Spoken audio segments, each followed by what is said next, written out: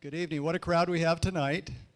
I'd like to welcome you all to this evening's public forum on homelessness. My name is Jeff Brown. I am Director of Health and Human Services for Placer County. Before we begin, I'd like to acknowledge some elected officials that we have with us this evening. First, we have District 3 Supervisor Jim Holmes. And District 5 Supervisor Jennifer Montgomery. I saw you. District 1 Supervisor Jack Duran. And then Auburn City Councilman Dr. Bill Kirby. And then Auburn City Councilman Daniel Berlant. And I don't recognize anyone else, so if I've missed you, I sincerely apologize. I'd like to thank you all for your presence here tonight. This evening, we are privileged to have with us Dr. Robert Marbut, who is consulting with our county on homelessness.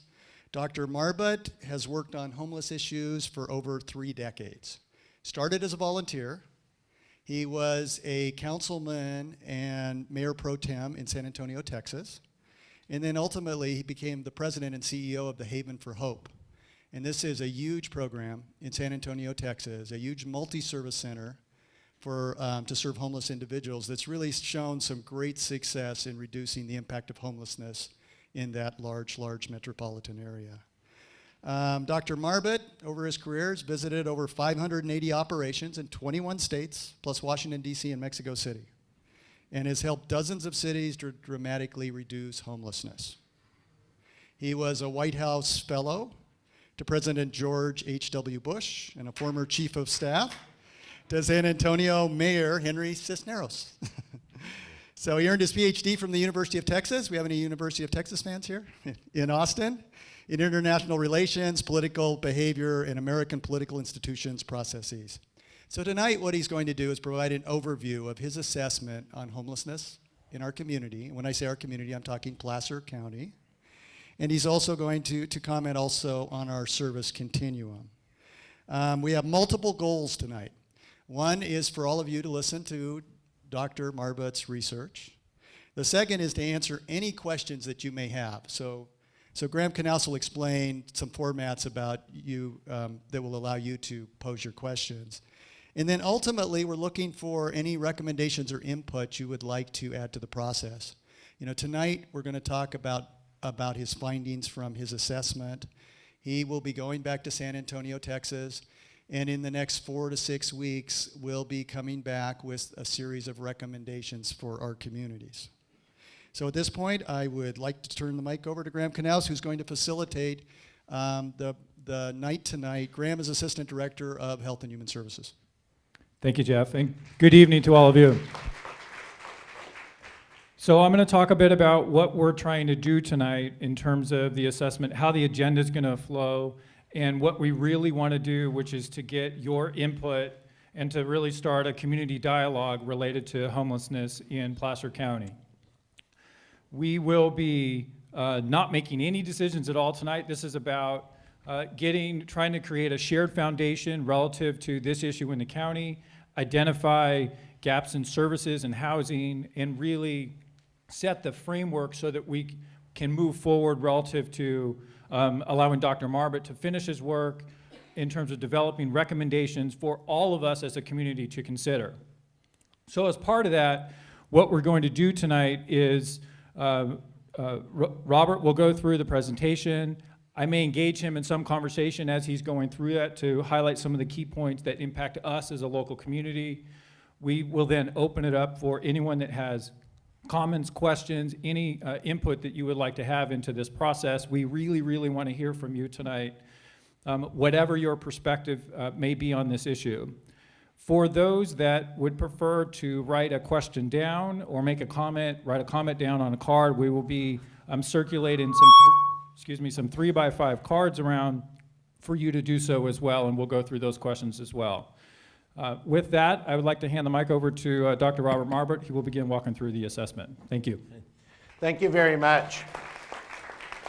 I got 3 prologue notes as we go through the slide presentation. When you see Placer County, we're not talking about the governmental agency or the government Placer County. We're talking about a geographical area of Placer County. There are two data sets that we're talking about. Is a survey that Sean Lee, one of my colleagues, and I did together. And then there's the point in time count. The point in time count is connected by, it was a local survey that's part of the process that you have to do in order to keep your HUD funding and part of federal requirements. So you're going to see two sets of data. I'll try to be very careful to say which set. They're very compatible. They reinforce each other. Our survey is a deeper dive. The point in time has a lot more history because you've been doing it over at least 4 cycles. They go every 2 years. The other little caveat is there's a tendency when I get brought in to talk about gaps is there's a tendency to focus on what's bad. That's always the tendency, you know, what's missing, what's gap. I'm going to also try to talk about there's some really good things happening here. Not all is bad. Not, you know, the sun is rising in the morning and such like that. So there are a few things I'm going to hit as I go. I'm not going to spend a lot of time because we want to keep the slideshow going so we can go to the Q&A. But again, don't get too sensitive on the lack of positive. We're going to hit a few of those things and maybe that'll come up in the Q&A. But again, my job was in tasking was to focus on the gaps and start getting after that because that's where, where the changes need to be made. So with that, let's just go ahead and get started here. I've been on site, and Sean has, for about 4.5 months. I've been to every single agency that we know of providing direct homeless services. If I've missed somebody, please see me afterwards or see Graham, and we'll either arrange a phone call or we'll come out. I want to make sure we hit everybody. Between Sean and I, together, we've met with about 70 homeless individuals, some long conversations, some medium-sized conversations. We reviewed all the data sets, even the data that's been coming out of the field the last 2 weeks on the point in time. I've been all over the county with law enforcement. Today I used almost a tank of gas, hitting a few places that I had missed up today, so I went all over the county. And between Sean and I, we've hit everything in the county, and including encampments, sleeping areas. I even went over into a couple adjacent counties right on the edge to cover some of the areas that keep coming up. So that's what we've done to date. Before we go in to sort of some of the results, I want to sort of hit some of these things because not everybody is familiar with it. These are not self-report numbers. These are clinical numbers, and these are national numbers here. There are 3 main triggers when it comes to adult male homeless. They are mental health, substance abuse, often co-presenting together, and then job retention. On the female side, you need to add domestic violence. I don't know if I lost my mic here or not, but are you hearing me back? Okay. On the female side, you have to add domestic violence and economically triggered through divorce. It's not always female side, but about 95% when you have a divorce that it tends to hit the female, and especially if the female is the primary custody of the child, that triggers more. So these are your 4 big triggers. We'll be talking about that throughout the presentation. At first glance on Placer, I came in last summer because I was working in a couple areas nearby, and so I came in and just on my own and then met with people and got toured around, met Jeff, met Graham, Lazarus Project, went and saw some of their activities. And these are the observations we had sort of going in before we started the research. In other words, these were used to inform our research questions. Biggest single takeaway is there's no Placer system. Agencies work independent, and there's no formal coordination between agencies. And when we define formal coordination at a best practice national level, that means formal MOUs between agencies, and you move the residents or the people we're trying to help. I hate the term client, but that's a term some agencies use, so just as a point of departure, but to coordinate service with the individuals we're trying to help. And so For example, Sarasota's Family and Children has 5 major agencies and about 16 supporting agencies, all in a series of MOUs, plus the funding agencies of both the community partnership, the county, and several of the different cities. And so that's what we mean as a national best practice of coordination. But what happens here is really happens at the agency level, and if there is coordination, it's maybe accidental or haphazard, the coordination that occurs, and it occurs between master or case managers at different agencies who know each other. So it's not a formalized, I'm not saying it doesn't happen, I'm just saying it seldom happens, but when it happens, it's an informality and not a formal thing. These 3 are really candidly the shocking thing. When I started asking for data, you lack data. And so that's why we spent a lot of time digging down and also spending time with the point in time count in the survey. What really happens in your community is anecdotes and myths inform tactical decision-making in isolation. And there's no policy at a strategic level. If you think of sort of Peter Drucker, I went to the Claremont Colleges in Southern California, and Peter Drucker talks a lot about strategic decision-making, not tactical decision-making, at system-level decision-making. And you simply don't have that. And what decision-making is made off of is candidly off of myths and anecdotes rather than on hard numbers. You really need to have hard numbers in order to drive policy decision-making. The Roseville, Auburn, and Tahoe, and when I talk about Tahoe, that could be Eastern County, you could even throw Lincoln in, but there are distinct issues going on in all 3 of these communities. That real quick, when we got into the data, when we started interviewing individuals experience homelessness, real quick, they're just different problems in different places. So one size is not going to fit all, and you got distinctly different issues going on, and we will go, we'll sort of go through each of those issues in a broad sense. Here's some good news, relative to per capita numbers across the country, and I'm talking total number of homeless divided by total capita, you're actually very, very low, which is good news. And it appears to either be static or maybe even in dropping in overall. And there's certain subcategories where the number is dropping. The big, gigantic exception, and you'll see that, is your chronic street homelessness is not in that box. But your other sub-boxes, your other populations, it's either static or going down. And so that's good news. The other is on your family and children, families with children size. Your number, the gap number is very manageable. That can be fixed very quickly. It's a quantity issue, not a quality or a service level. You have the right services. You have some really good agencies in that world doing good stuff. They just need a little bit of capacity increase in order to handle that. So the family and children side is in pretty good shape. The adult chronic is your number one problem. We're going to go through a lot of data on that because that's sort of the big elephant in the room. Some people will define chronic differently. We're going to go talk about the different words for that. And some people will also use the term street homelessness. Street homelessness means living on the street, living in a park, living in an encampment, living in a back alley, living on a campsite without permission, being in a public right-of-way, being in the park right out in front of this building. That would be called street-level homelessness. Robert? Yes. Dr. Marbut, so for just a moment, I want to pause and just talk about how this compares to some of the other places in the country and frame some context for our local community. So you've been to about 100 communities across the country in terms of homelessness. You've identified that our overall homelessness is lower than it is in most other communities, but that we have some challenges with respect to adults. Can you spend a moment talking about what the implications for a community are of homelessness and of the challenge related to adults?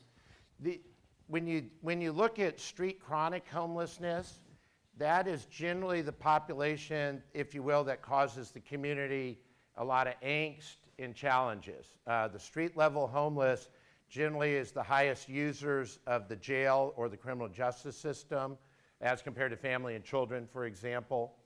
They are the chronic because of your health issues. You have a lot more interactivity with the health system, in particular the emergency room.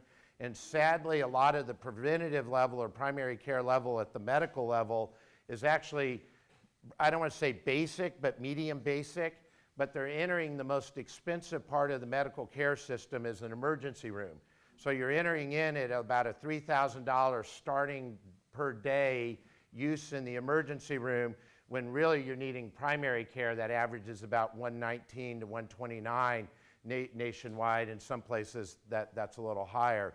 So there's a heavy expense on the criminal justice system, heavy expense on the emergency room system, and then you have the visualness, you have the economic impact, you have the other emergency services hitting, and then, and candidly, you have, I just personally believe you judge communities and societies by how we take care of the least of ourselves.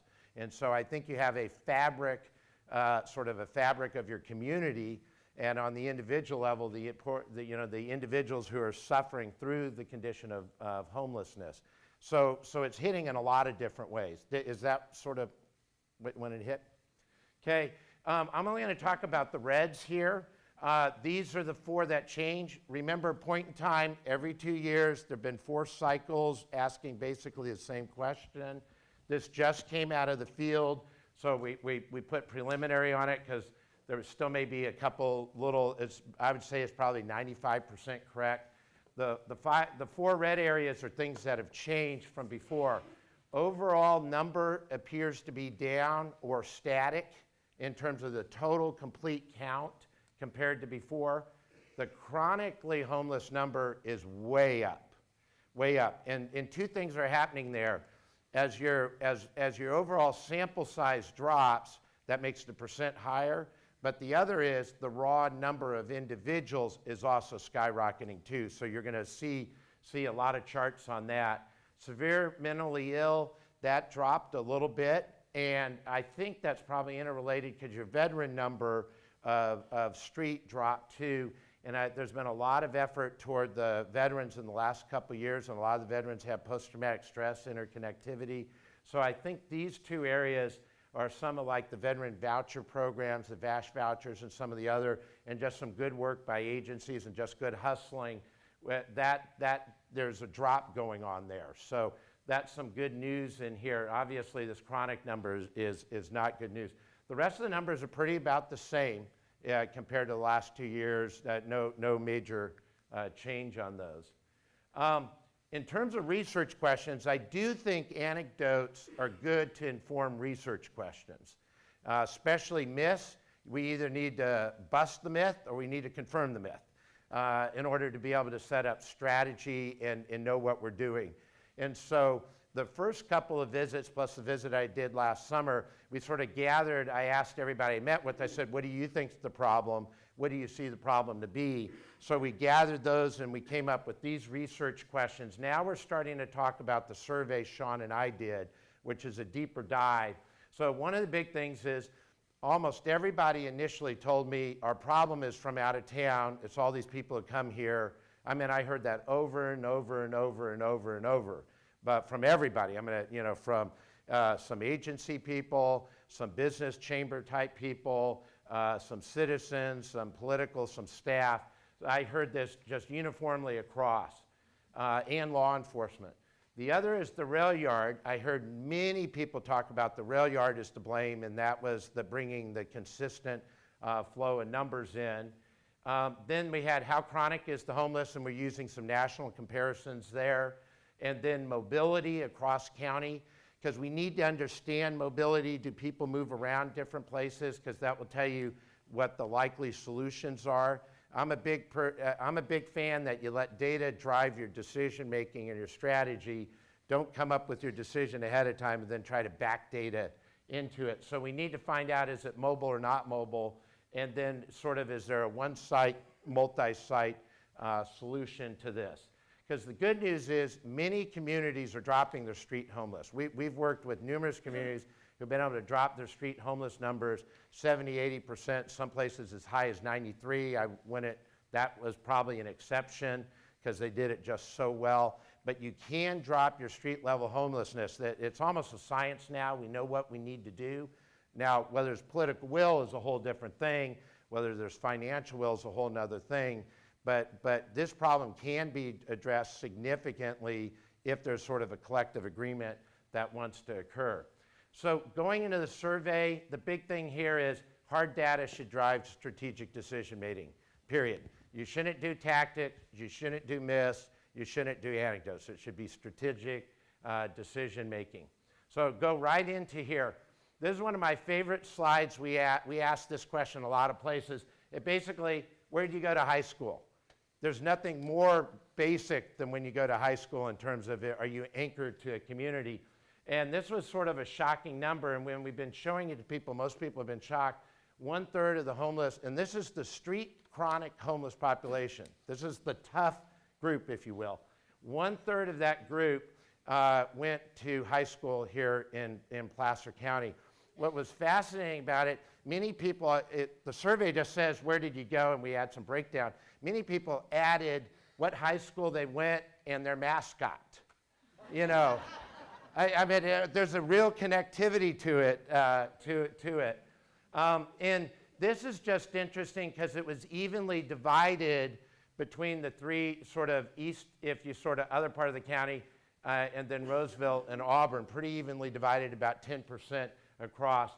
The other is later on, you might want to know this California number because that might be a place to, you know, maybe get some financing, you know, when you start talking with state legislators. Then this was a real shocking number. Half the people have family in this county. So if 1/3 went to high school, half have family here. Now, a small portion of this, about 20% of this yellow bar, their family is deceased, you know, because, you know, age, health, et cetera.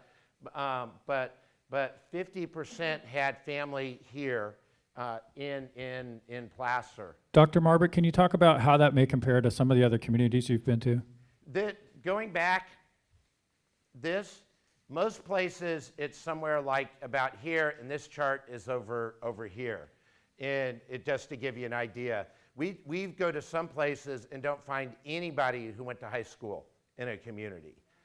We go to many places where 60 or 70% are from somewhere else. And so you're almost the direct inverse of that number. I mean, this is very much a community from within. And my hypothesis is, as we go through these slides, and you might want to think about it, is this, if you're going to be homeless in California, do you want to be homeless in a place with your weather's you know, tougher? You know, we did 3 of these sets of these surveys were done during the torrential rains. And if you want to, if you will, be in a nicer environmentally weathered place, go to San Diego, go to Santa Barbara, even go to San Francisco. And so I think the people who are staying back here are staying back because their community is here. Their family is here. Their high school's here. This is the community you know.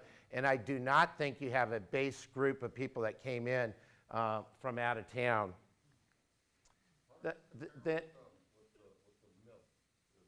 Let me keep going.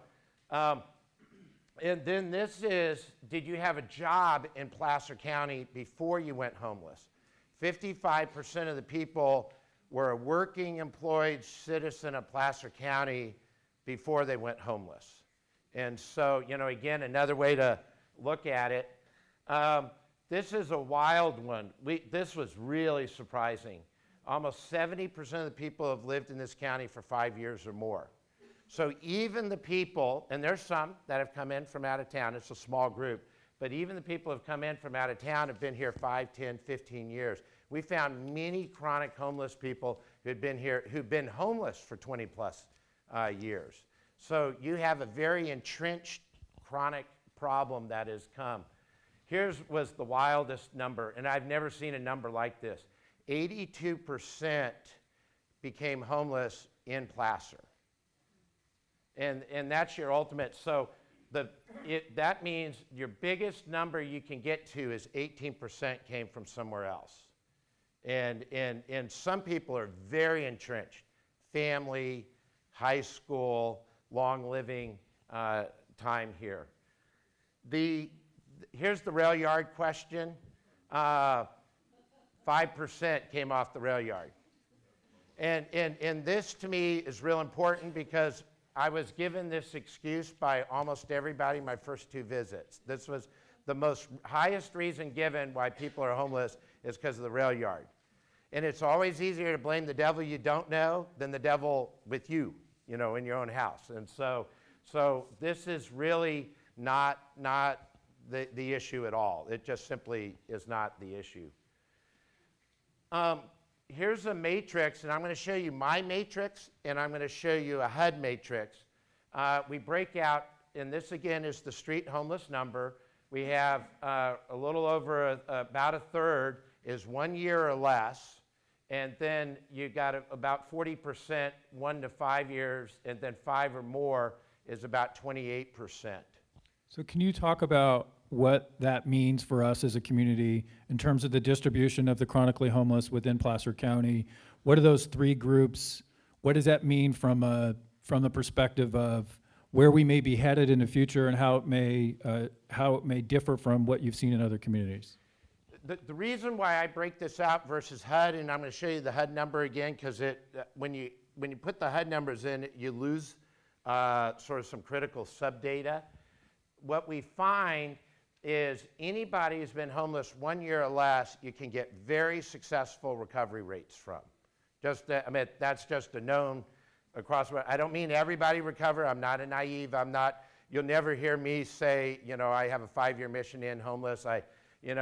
George Bush had the 10-year plan to end homeless, and then Obama had the 5-year plan to end homeless, and now I guess our next president will have the 2.5-year plan to end homeless.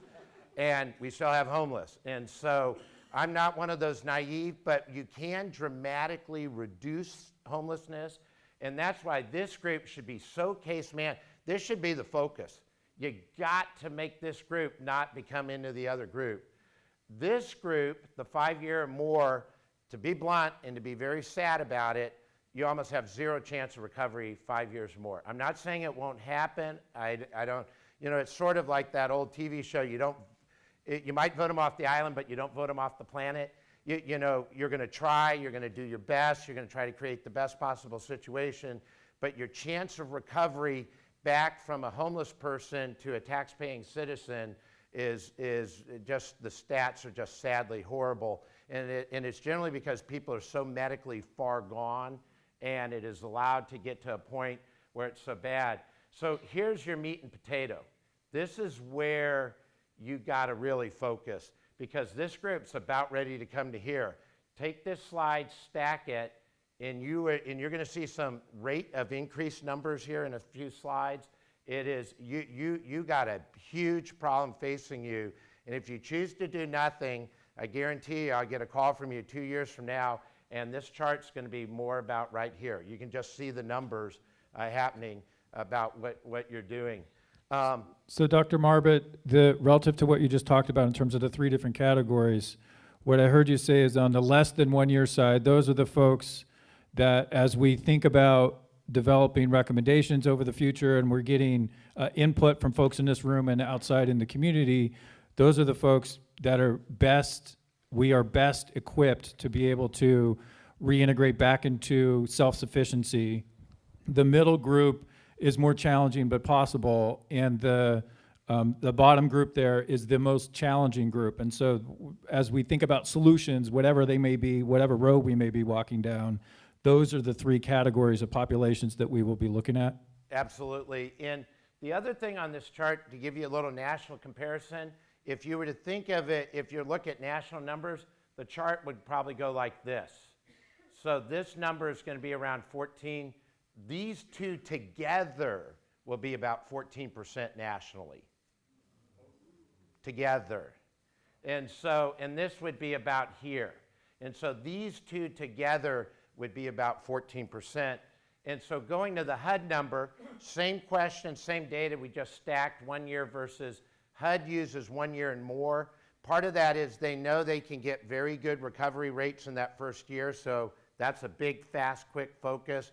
And I don't want to say the federal government writes off the group, but right now they're virtually putting no money into this group now, the federal government, and that's just the fact of life. I mean, you can beg and change. Homeless federal funding is dropping. That's just the sequestration. So this here is almost reverse slide here. This is 14.5% for a national number, and we'll show you some of that here. And here it is. This is the national point in time from last year. This is the chronic number, 1 year or more nationwide, 14.5. This is the point in time we just did here in the last 2 weeks, 41.6. So going apple to apple, orange to orange, lollipop to lollipop, you're almost 3 times higher in your chronic number using the same exact survey system that the national government does. Sean's and my survey is different. We are focusing on the street level. I was tasked to focus on the street level chronic, and so you're sort of doing apple and orange a little bit, but this is informative because this shows you what the problem is. 66% of your street homeless is chronic, you know, to be honest. And so this is, if you only look at one slide tonight, this is it. I mean, this is your problem. And this is where you got to focus on. And here's what, this slide is a raw number of chronic individuals, because remember, it could be a statistical artifact. It could be with the whole number going down, the percent goes up. But this is the point in time count, the last 4 cycles, it's every 2 years, and it starts at 102, and then you're going up to 214 here. I think this number is probably going to stay about there. There are a few more numbers to come in. This might creep up 2 or 3. But basically you got over a doubling in 8 years of just the number of people. Not a percent, just the number of people.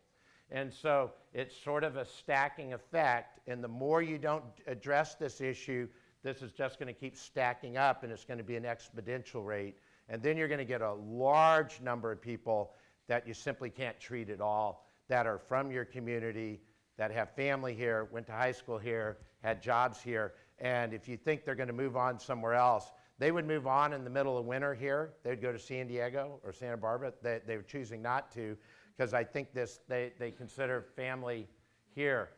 How mobile? This was a sort of a surprise to us, but every time I presented this in the last 2 days, everybody cracks up and laughs. 0 to 2, and we don't care where you were. We just asked, if you're in Roseville, did you go to Auburn? If you're Auburn, did you go to Roseville? If you were somewhere else in the county, did you go? Nobody ever goes anywhere. And what I found is that's true of you all.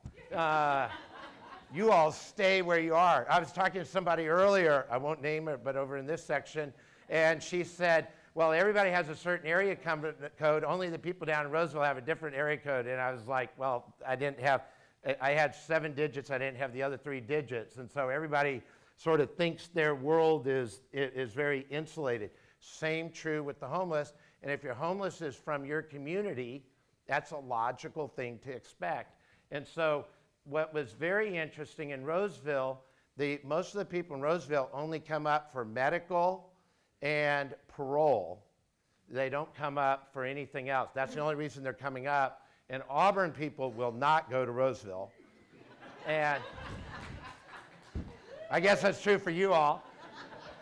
And if there are any of you from Tahoe that took the 2-hour drive to come down the hill, you only did it because it was snowing. And so the people up in East County and you go further north will come down, and they will use Auburn is sort of a camp out when the weather gets bad. When the weather gets nice, they move back up. And you see that also interacting on this slide too. The Auburn, which we got Auburn here. This East County will operate at Auburn in bad weather, non-bad weather. They go back to their area. And here's Roseville. What's really shocking on this number is Roseville's about 4 times bigger than Auburn. And you see this huge Auburn number here. And so this really argues, and if you stack this, it almost becomes 50-50 on that slide. All right, I'm going to go right into some takeaways. I'm going to try to run through this pretty fast here, and then that way we can get into the Q&A, because that's generally the thing. This is homelessness is not imported.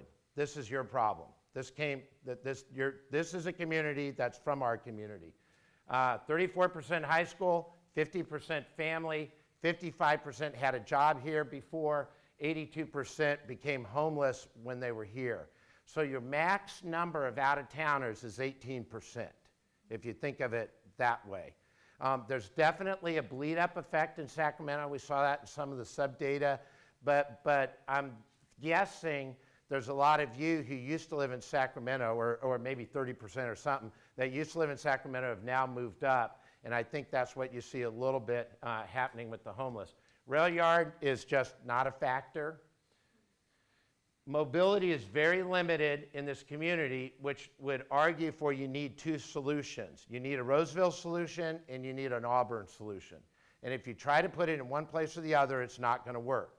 And whatever I want to do, I'm not going to recommend you something that stats are going to show don't work. You know, when I came in and worked with the Lazarus folks last year, I'm a big believer of a regional solution. It's way more cost effective. I'm that guy. I like that. I love regional solutions. I love economic activities that are really good economic scaled models. But your data just says it won't work. Wherever you put it, it's going to help the local community and nobody else is going to come do it. And you're going to say, why did we spend so much money and it's not working for half the community or a little more than half the community? So it's very important to understand that you're going to need at least a multi-location solution. Your homeless chronic is your #1 problem. This is absolutely your biggest single thing you got going. If you were to walk away, you need to say, how are we going to solve our chronic problem? Your family and children, it needs a little bit of tweaking, but you can get there and the agencies are good. Your other subpopulations, your veterans and such, that's working all right. But if you don't address this problem's only going to get bigger, which means it's going to become, and one thing we do know is homeless populations get larger in size, they become more violent too, because it gets more, you know, more crime comes out of it, more criminality, and it's normally low-end type of stuff, but it will increase. And your emergency room increases as your people become older. The other thing we found is we're 4 years older here than San Francisco, and San Francisco is generally considered the oldest population in the entire country. Most of the national numbers are about 36, or 38, sorry. San Francisco's 46, we're 50, average age of homeless person. So that very much reinforces that even though your overall number went down, your chronic number is going up, both in raw number and percent. Now, I'm going to go beyond the survey, and I'm going to go beyond the point in time information. These are more of what we looked at in terms of our observations, what we did in terms of going, in terms of meeting with agencies, visiting with people, and really doing national best practice comparison, because there's enough science out there of what works and what doesn't work. And so we wanted to make sure we're comparing. So this is not about point in time. This is, if you will, the qualitative side of our presentation. Strategic level, we hit this. You absolutely have to start to become strategic. If you want to address your problem, you better start to become strategic. If you continue to do these isolated tactical decisions outside of sort of the matrix of the rest of the community, your problem's only going to get worse and you're going to waste your money. In fact, I'd go so far as it's better to do nothing if you're going to keep doing it the same way you're doing it. It'd be better just turn everything off, let the number grow naturally, and one day you'll get so bad you'll say, we're going to fix it. But if you're going to keep doing things and try to do gimmicky, little tricky stuff and things on the edge, it's not going to solve your problem. You have to integrate your system. You have to take your management information system. You got to bring all that together. The services are not integrated. That obviously interconnects with there. We talked about that before. HMIS data, for those of you who don't know, Homeless Management Information System, and that is the data that's required by HUD. The data, the way you use it now, is simply you use it for tracking, bean counter. You do it to track the numbers for the grants for the federal government. That's all you're using it. Best practice places that really get drops, they use this system as a virtual integrated campus to integrate the agencies where you can move people and know and open data up to each other. You sign an open release. All the data gets appropriately reviewed. I mean, we're not going to do mental health records. We're not going to do medical records.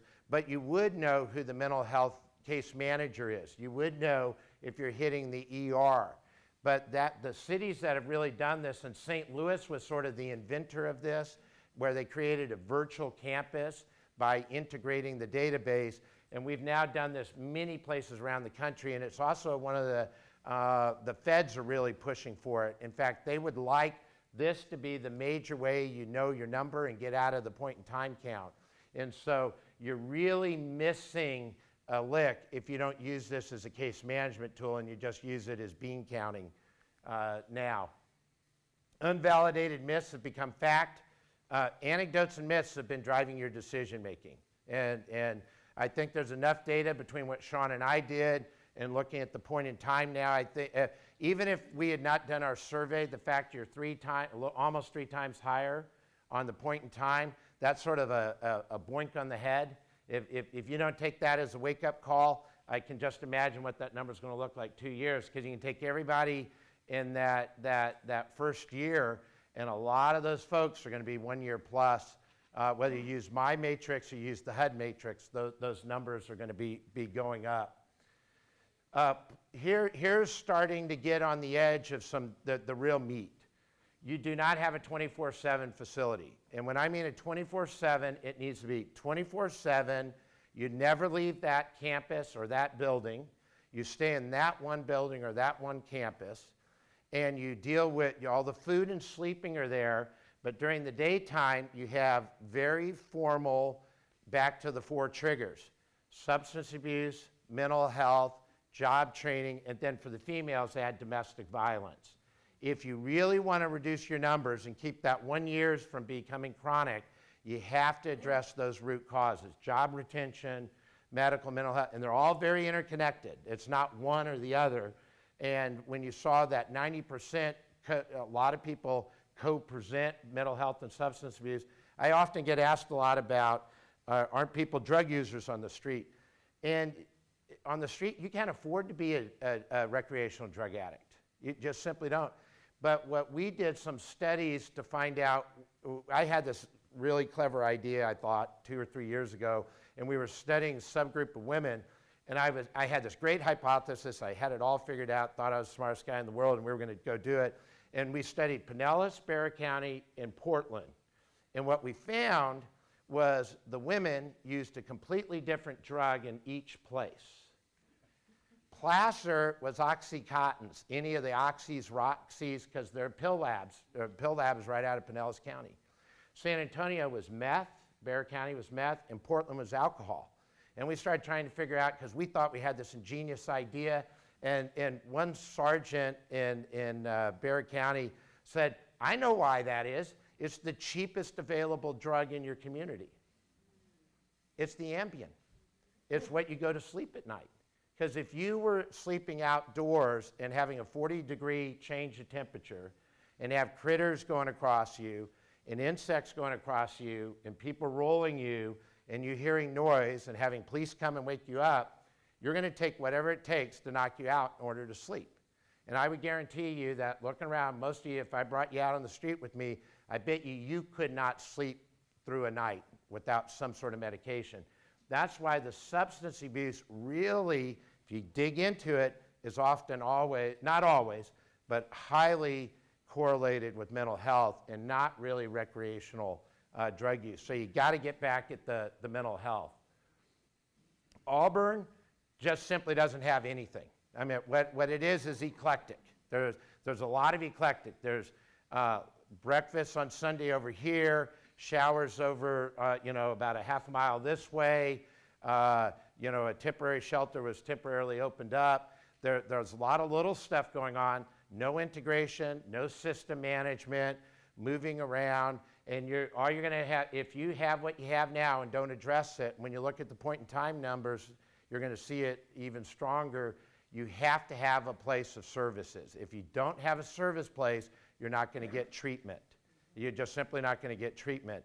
And people move around because of weather. They don't move around from services. And I've had this asked a lot of me the last 2 days as we were sort of rolling out the presentation. Somebody says, well, people come to here because we have so many services. First off, you have the least amount of services of most of the common big places in the state. And if I had to choose between living here in the winter or Santa Barbara or San Diego, I'm sorry, I'm picking Santa Barbara and San Diego. It's a nicer temperature. It's less rain, less snow, less cold. And so that's a myth, and that's a myth you have to deal with. People don't move to places because of services. People graduate from the street because of services. And I know that's counterintuitive, but you got to get really into the information. The Roseville operating model is, and first off, one up front, the Gathering Inn is definitely the agency you got to stick with. They have the network, they have the wherewithal, they know the right people, they have a brand name, they have credibility within the homeless community. So I'm not at all suggesting that you change agencies or anything like that. But the model being used is about a 35-year-old model. The idea that you move people every day simply won't work. Remember what I talked about: stabilize, assess, treat, 24/7. But what happens in the Roseville model is people start making their way to the Gathering Inn at about 3 o'clock on an average to mechanically walk or get to wherever they're coming from. Then they go in and they get processed. They internally wait in the courtyards or on the ground. Then some people go in and do their boxes, get stuff out of boxes and do some things. Then there's waiting for the bus and transportation to come. Then you drive, sometimes 30 minutes or more, and you drive, and then you finally get established at your church where you're going. That's at the beginning of the month. It's the shorter, but by the end of the month, when there's more people trying to get the limited slots, at the end of the month, people start go earlier because they don't want to lose their slot. So you end up on an average of about 4 hours of your prime time day when you should be in treatment, all about trying to do the process of finding a bed that night. Then the next morning you spend less, generally 30 minutes to an hour the next day. So together you aren't able to be in a treatment program because you're doing all about the logistics. On a national best practice, we can't find anybody who has success rates that does this model anymore in the country. I'm not saying it doesn't happen. Jeff has told me about 3 or 4 places in this region of Northern California. But the closest thing we can find of a mobility is the Family Promise model. They have 800 affiliates across the country. They have them, I think, in Virgin Islands and Puerto Rico and some other places. And they move each church once a week. So they on the day of, whether it's a synagogue on Saturday or a mega church on Saturday or a small church on Sunday, they move in, and what they do is they go into the church wing once classes are over the weekend, and a common unit brings all these beds and the common services on a truck, one truck, drops it all. They have volunteers unload, and in under an hour, you're set up for a week, and you stay at that same place for a week. Most churches have showers or gyms or locker rooms or bathrooms and such, and you use those, and you stay there for the whole week because the church is not being used, or the synagogue is largely not being used for that week. And I'm not saying not all the church and such, but you set up the families in rooms, and then you move it the next. And that's the shortest one we found that has high success rates.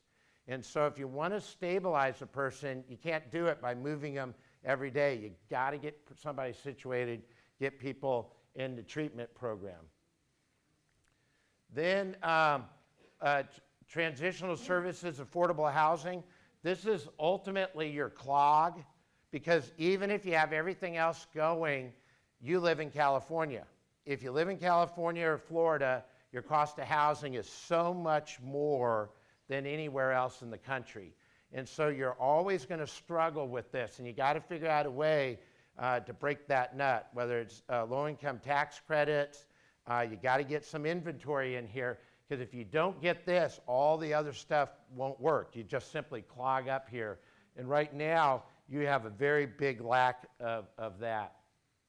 And then the last, your family issue is real small, but you do need to make some tweaks there. You need some volume. I think the agencies are great. I think you have about the right amount of agencies. But again, another national best practice, you never mix families and children with chronic men and women. Never. All the research says you never, ever mix those groups. Yet you got some agencies here that, because there's nothing else available, they get mixed. And all you're going to do is make that family chronic. That's what all the research shows. So you need to tweak that a little bit. So Now, Dr. Marbut, so you've talked about a number of the successes that are in here and some of our, the lowness related to homelessness, the significant number that are chronically homeless here. You have identified some gaps in services. Can you talk about in looking at communities that have been successful from a long-term perspective, can you talk about what we can learn from them, what that recipe for success has been? That's a great question, because that sort of goes to the financial sustainability, political sustainability. The best places in the country, when we go in, our starting matrix is pretty darn simple. 1/4 county, 1/4 cities, 1/4 faith-based, and 1/4 business. And that's our starting point, and then every community changes around a little bit.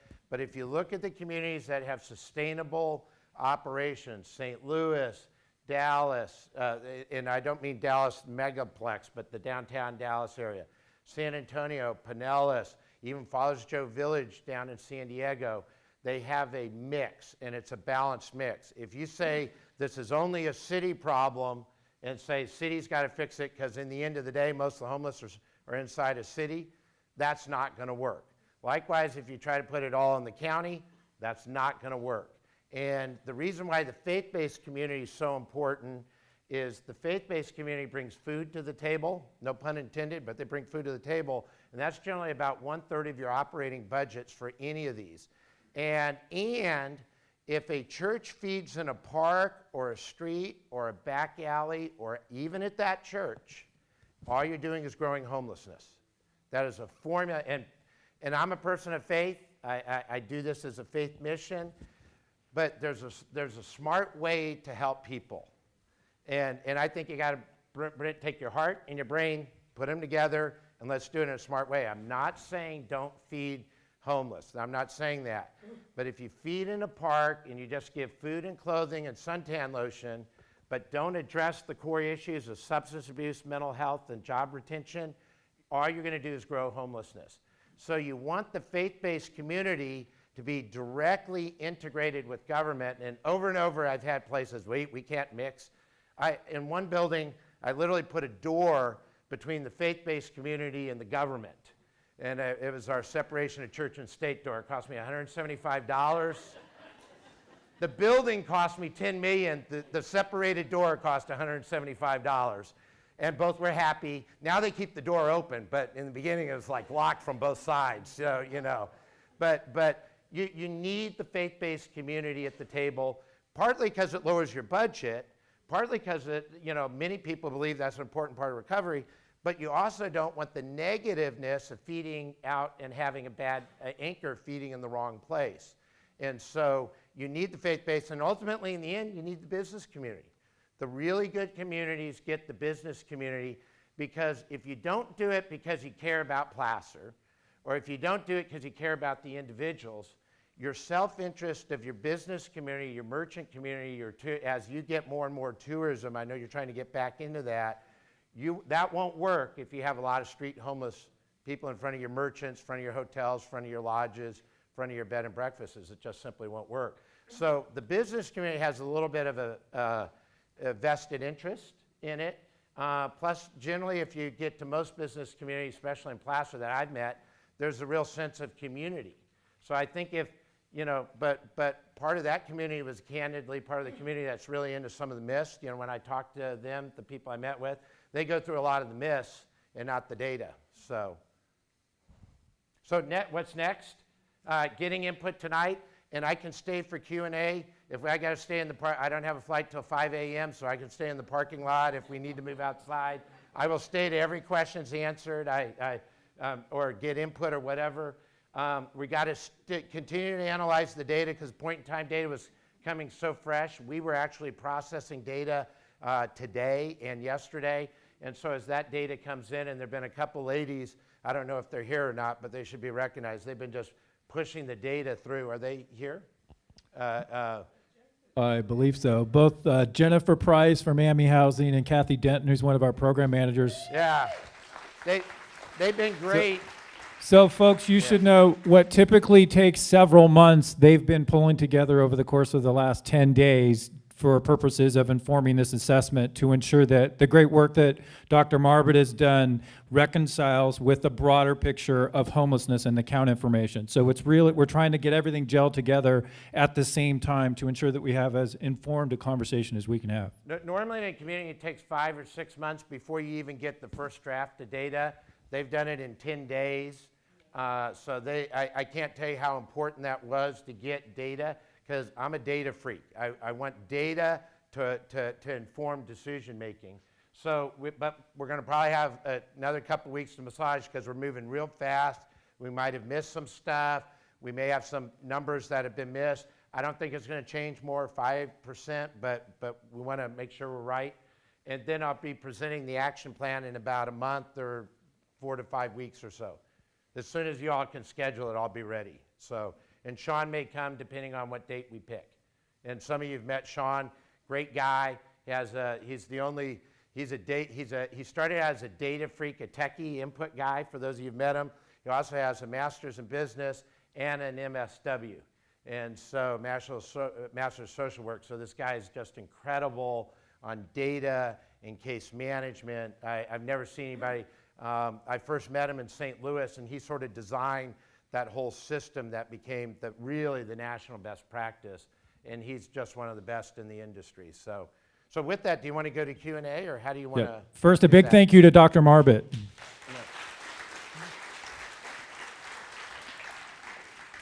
So folks, let me tell you a little bit about what we're going to do now. Dee Dee Cordell, our communications director, and Dr. Rob Oldham, the county's public health officer, are available with the microphone, and what we want to do is get your input, your feedback, whatever suggestions you may have related to this issue as we move forward from the assessment to actually developing some solutions for all of us to consider.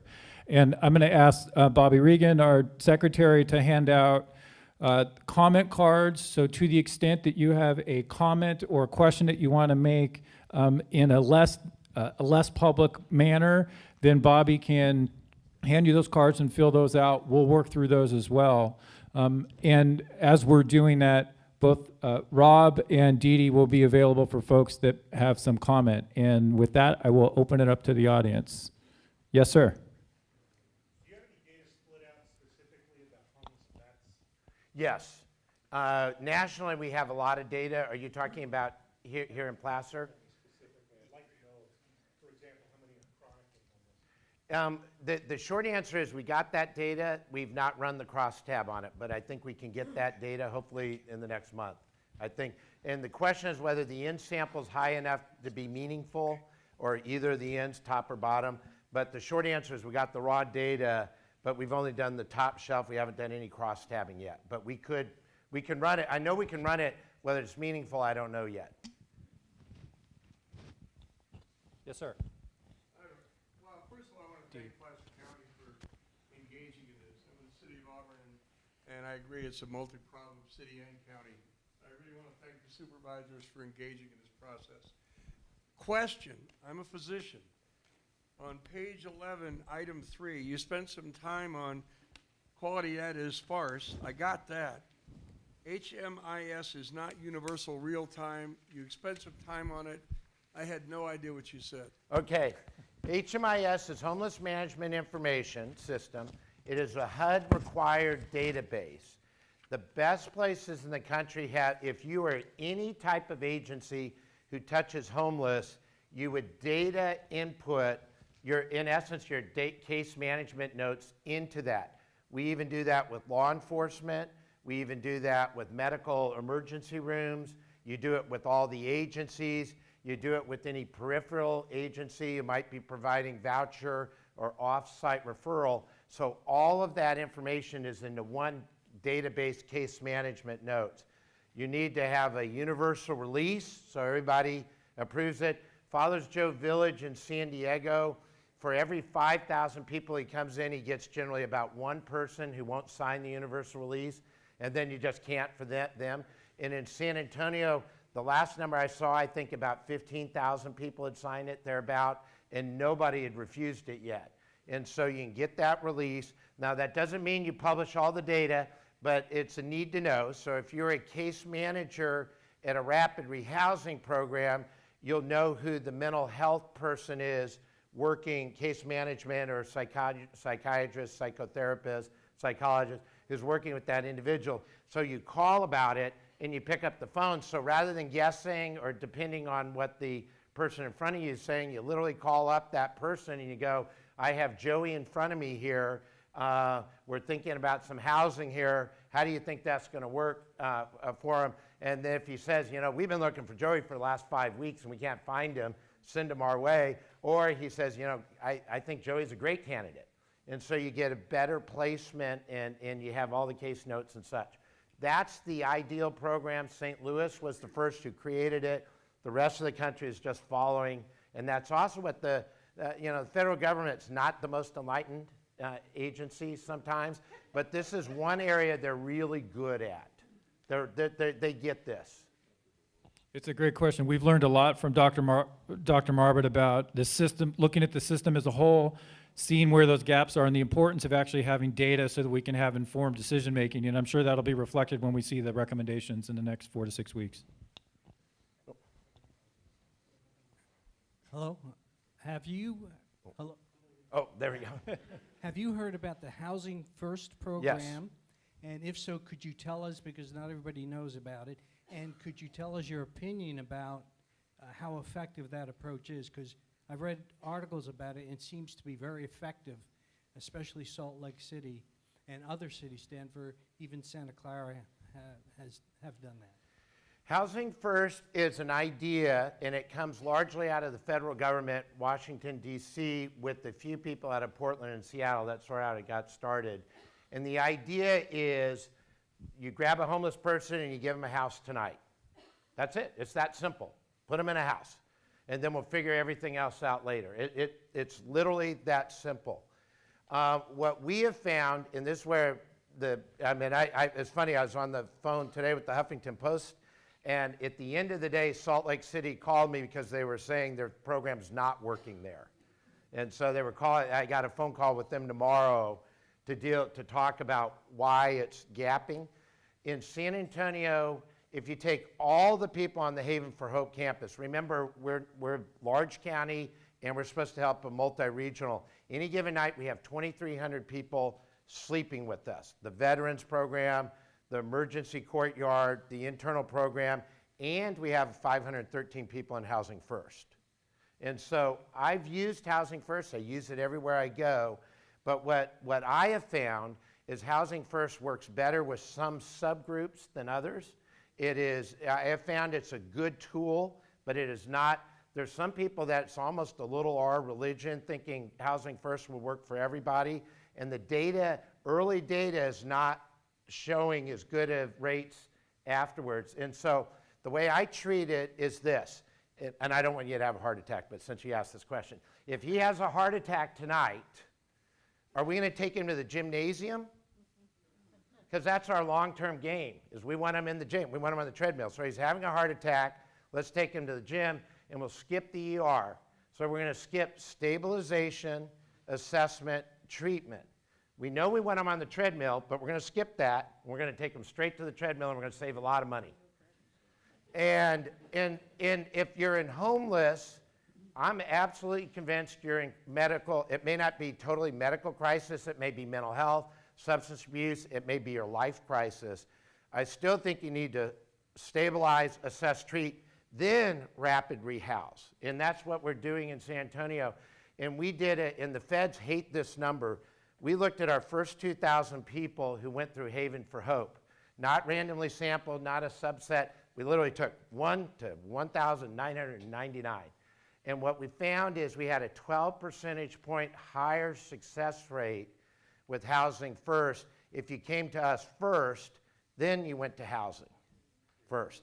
And I know a lot of people disagree, and Housing First has some good numbers. I am not at all saying they have bad numbers. I'm saying we can make the numbers better, a lot better.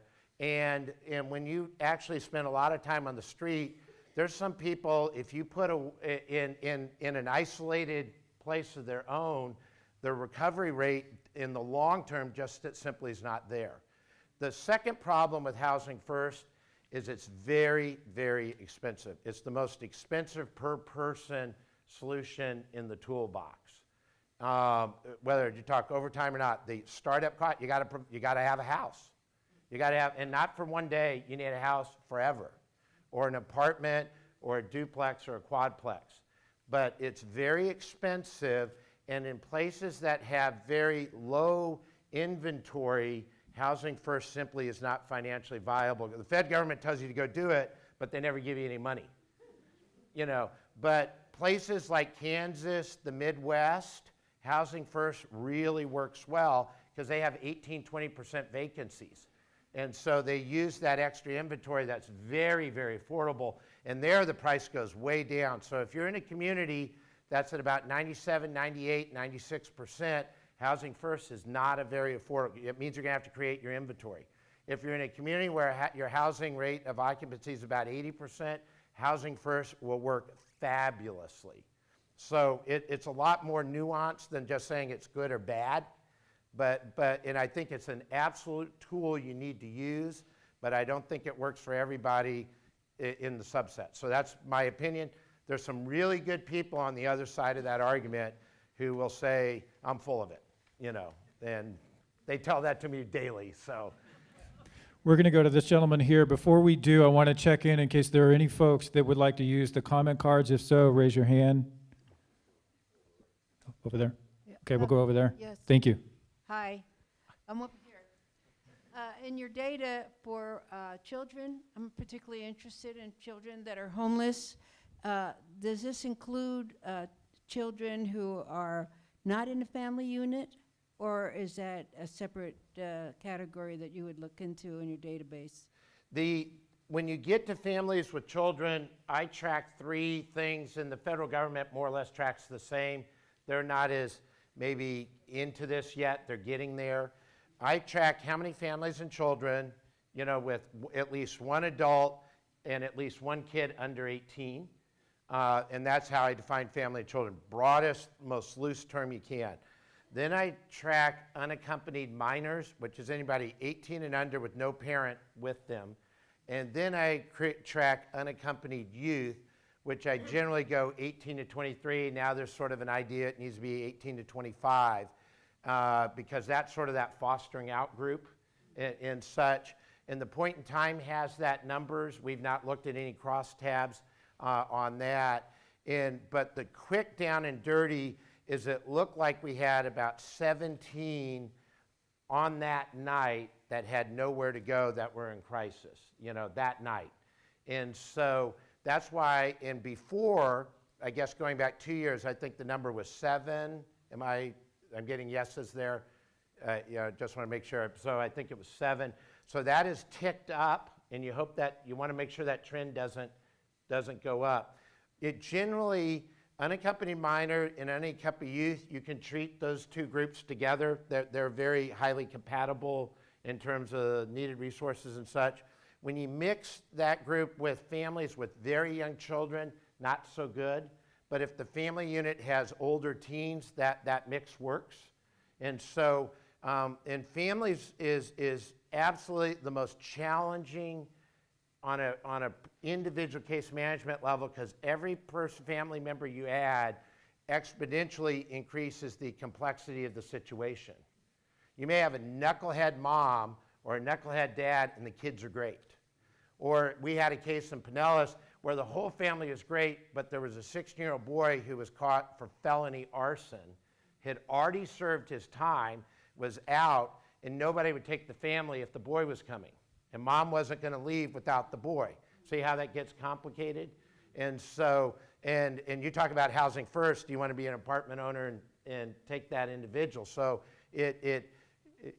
families are very complex and they have to be highly customized in the case. But we are tracking that in the point in time. And the other thing that I was wondering about was, to come across any kind of, I don't want to say clients, but people who are working that cannot afford housing or any of the. All the time. The working poor, they're sleeping in their car and going. All the time, in the yeah. next morning?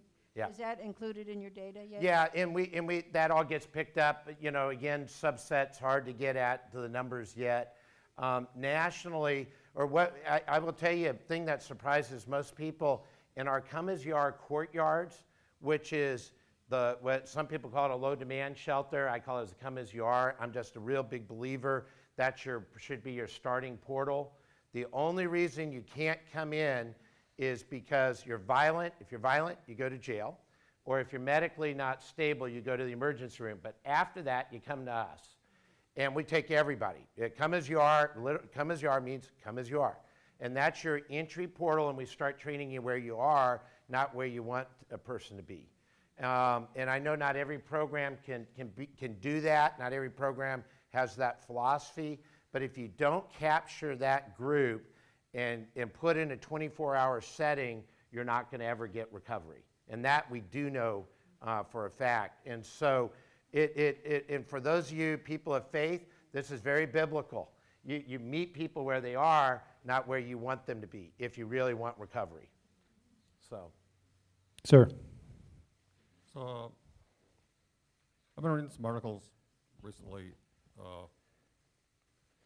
I've worked in recovery for the last 10 years, and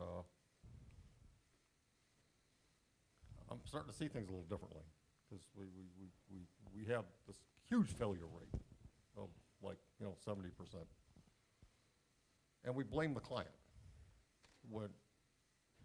And instead of changing our methods of trying to treat it and trying to get a better rate, we stick with the same thing, because as an industry, as a multi-million-dollar a year industry, we've captured the narrative and framed it and defended it surrounding addiction and what works.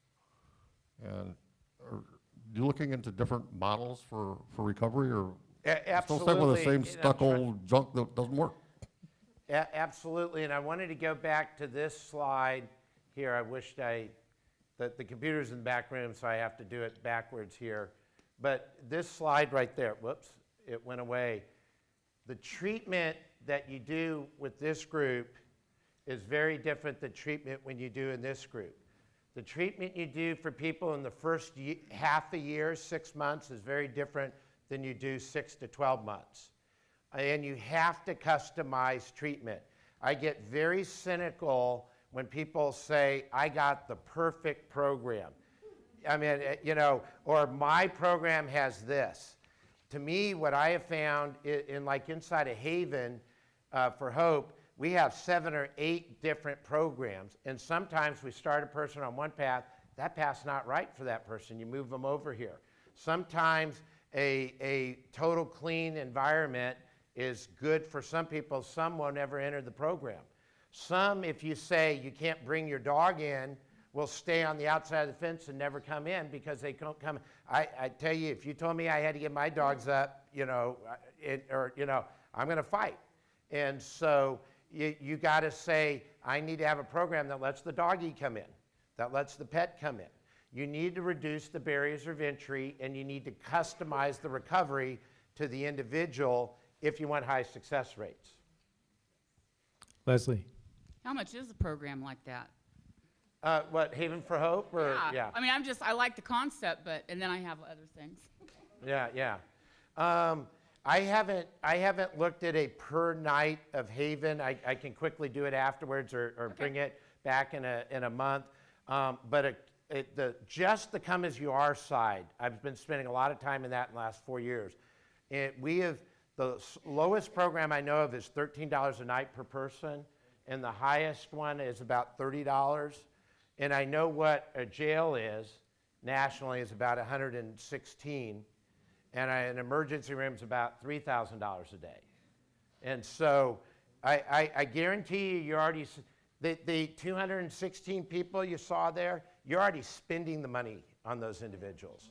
Now, it's in the jail, the emergency room, eclectic group of services, causing business owner problems, a lot of criminal justice contact, even if you don't go to jail. So the money's already getting spent. So I would argue you need to spend the money more wisely if you really want to get it. But you can, we have 2 or 3 journal articles on the pricing of just the come as you are component, and it is so much cheaper than, it's so much cheaper than doing nothing, and it's even more cheaper than doing what you're doing now. So. Well, we've thought of that. I'm going to stand up. My name's Leslie Brewer, and I'm Director of Advocacy and Services at Placer Independent Resource Services. And I'm also the chair currently of Placer Consortium on Homelessness. And I'm also on the board for Homeless Resource Council of the Sierras. Thank you. I see a lot of friendly faces in the room. I see some I haven't seen in years who used to be on the Placer Consortium on Homelessness. And there's a lot of good information, but I just want to update the community members on some of the things. We're not surprised by your report at all. This is kind of what we thought it would be. At the time that the Gathering Inn was proposed, I can remember Christina Nicholson and Ann, we were all talking about different places to do a homeless shelter, and as soon as we would mention a place, and this was probably 10, 12 years ago, there'd be an Auburn Journal article, no, we don't want it in our neighborhood, and petitions going up, and we're like, wait, we were in a private meeting, and all we did was talk about it. So at the time, there was a handful of people that brought about the Gathering Inn, and thank goodness for the Gathering Inn, because they've done good work, and they've housed the homeless. And it's not a perfect program, but it's one that's worked against the NIMBYs. Money is leaving transitional houses and housing and emergency shelters by HUD and by California's Housing and Community Development. There's Emergency Solutions Grant that used to be called the Emergency Shelters Grant. You can no longer use that money for emergency shelters. HUD Continuum of Care money can no longer be used for transitional housing. All of our transitional housing programs had to move into permanent supportive housing to continue getting that funding. It's really frustrating, and I know some people feel like there's nothing going on in the community, but there are a handful of agencies that have been working at this 12, 14, 15 years, and we knock our heads together every month with the frustrations, but there is something. Placer Consortium on Homelessness has been meeting as a body for over 13 years. We're the agency that first brought in continuum of care money into this agency, into the county. It was the city of Roseville first applying for it, and HUD wanted to see a regional approach. So there was a group of nonprofits that got together and started looking at it regionally, and we started bringing the money in. We bring in over $1 million a year from that money, and then we merged with Nevada County to get more money in regionally. So there is things that are going on. We've formed the Homeless Resource Council of the Sierras, and I'll let Susan talk more about that. She's the chair. Yeah, she's like making faces. But we're all volunteers. We have full-time jobs. We're committed, but I've loved the energy and the new faces that I've seen at the Board of Supervisors meetings and the passion. Gary and Antoinette and all your whole group of what you're doing. This is what we've needed. And I commend the Board of Supervisors for putting money to bring you to the county to do this, because this is what's needed here to get something going. Affordable housing, we have, it's a huge problem. We have a Silver Bend housing project that's been locked in court for 13 years. It's finally getting a go-ahead. We work with people every day at my office where people are looking for affordable housing. Affordable housing, when a one-bedroom apartment goes for $950, the affordable housing list that we have, people are on waiting lists for 2 to 3 years. There's another personal thing that when I hear about treatment programs, our treatment programs are divided. You can have chronically, if you're using a substance program or a mental health program. I'm fighting this personally with my daughter right now to try to find a program that will treat her like a human being and realize that she has a dual diagnosis. So I just wanted you to know about PCOH and who I am, and just give some of the facts, because I know there's just a lot of questions floating around. Thank you. Leslie, thank you. We're going to go, folks, we're going to go to Scott, and then we'll go to Renee on the other side of the room. Hi, my name is Scott Alvord, and I'm on the Placer County Homeless Advisory Group. And I got to tell you, on this group, there's a lot of wonderful, wonderful services throughout our whole county. And I'm the only business representative on that group. And my church is very compassionate about homeless. I am as well. But from the business community, they don't mesh. And so I just want to share, there's a definite economic impact on businesses when you've got chronic homeless folks in the street. I own a couple different businesses, and one of them is a restaurant in downtown Roseville. And having people sleep out in front of your place or on the back step and having to clean up after them, but finding them coming the night before because there's a feeding program right next door where there's long lines, it definitely is very unattractive for customers coming down. I've got stories I can tell. I've shared them before, but I won't do it here. But there's a huge economic impact on businesses when you've got the homeless roaming the streets without a place to stay. We have a lot of homeless you don't even know are homeless. That's not the problem. The problem are the people that don't have the home. And so from what I've heard from the stats, and I'd like you actually to address a little bit more on the financial side, because I've heard things and I'd like to maybe have you say it. Wonderful, wonderful services, but you folks don't work together. And I think that's the problem. So let's get a database together so we can track things. Let's work as a team. I've heard you talk about a lot of funding comes with you have to be a partner in order to get the funding. It's a great model, make people work together. The business community is absolutely interested in solving this problem because it will help our businesses. It'll help make this more of a destination up in Auburn and down in Roseville. And so what I understand and what I'd love to hear you say is the financial savings by actually doing a housing first type thing where you give them a house, you bring the treatment to them instead of chronically bandage a gaping wound. And again, gathering in is wonderful, but they're not solving the problem. They're feeding and they're clothing, they're giving very temporary housing. That doesn't solve, and he's already shown that that just perpetuates and makes the problem worse. So let's get together and solve the problem of homelessness as best we can. And from what I heard is it pays for itself in just a few years. So by building micro units and giving them a home, bringing services there, the huge cost savings to our county is going to actually more than pay for itself. Can you address that, what you've seen in the past? You got about 15, 20 things in there. Let me start with a philosophical issue. And if for those of you who heard the introduction and the subtlety, I was working for Henry Cisneros on a Friday up to 5 o'clock, who at that time was a very liberal Democrat being considered for Vice President of the United States. And then on Monday, I was working for George Bush, the father, at the White House. 48 hours of, political schizophrenia. And what I have found is there's a tendency to fight this on the extremes, and it is very unproductive. The far left, and part of this starts with why people think there's a difference. Well, let's start with the far right. The far right has a tendency, and I'm not saying everybody, but a tendency that, and it comes from this famous speech, I think in 1983, that Ronald Reagan made, where he was in front, he says, just blocks away from the White House, we got people here who chose to be homeless. And everybody sort of embraced that, this idea that you chose to be homeless, and you're homeless. So therefore, since you chose it, I'm not going to help you, and I'm going to do nothing. And so the right wing has a tendency to end up, not everybody, but let's do nothing because they chose to do it. All they got to do is change their mind and get there. Now, the left wing, and by the way, you all from California, you remember when Ronald Reagan was governor, he wanted to deinstitutionalize the mental health. He didn't think government should be in that business.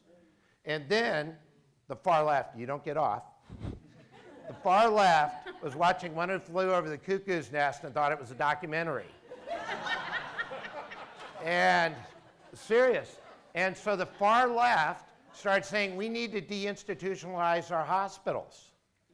And we can't have that. And so the strangest thing, when Ronald Reagan came in, there was and it's really hard to measure because there are different numbers and different programs over the years, but there were about 475,000 federally funded mental health beds the day Ronald Reagan became president.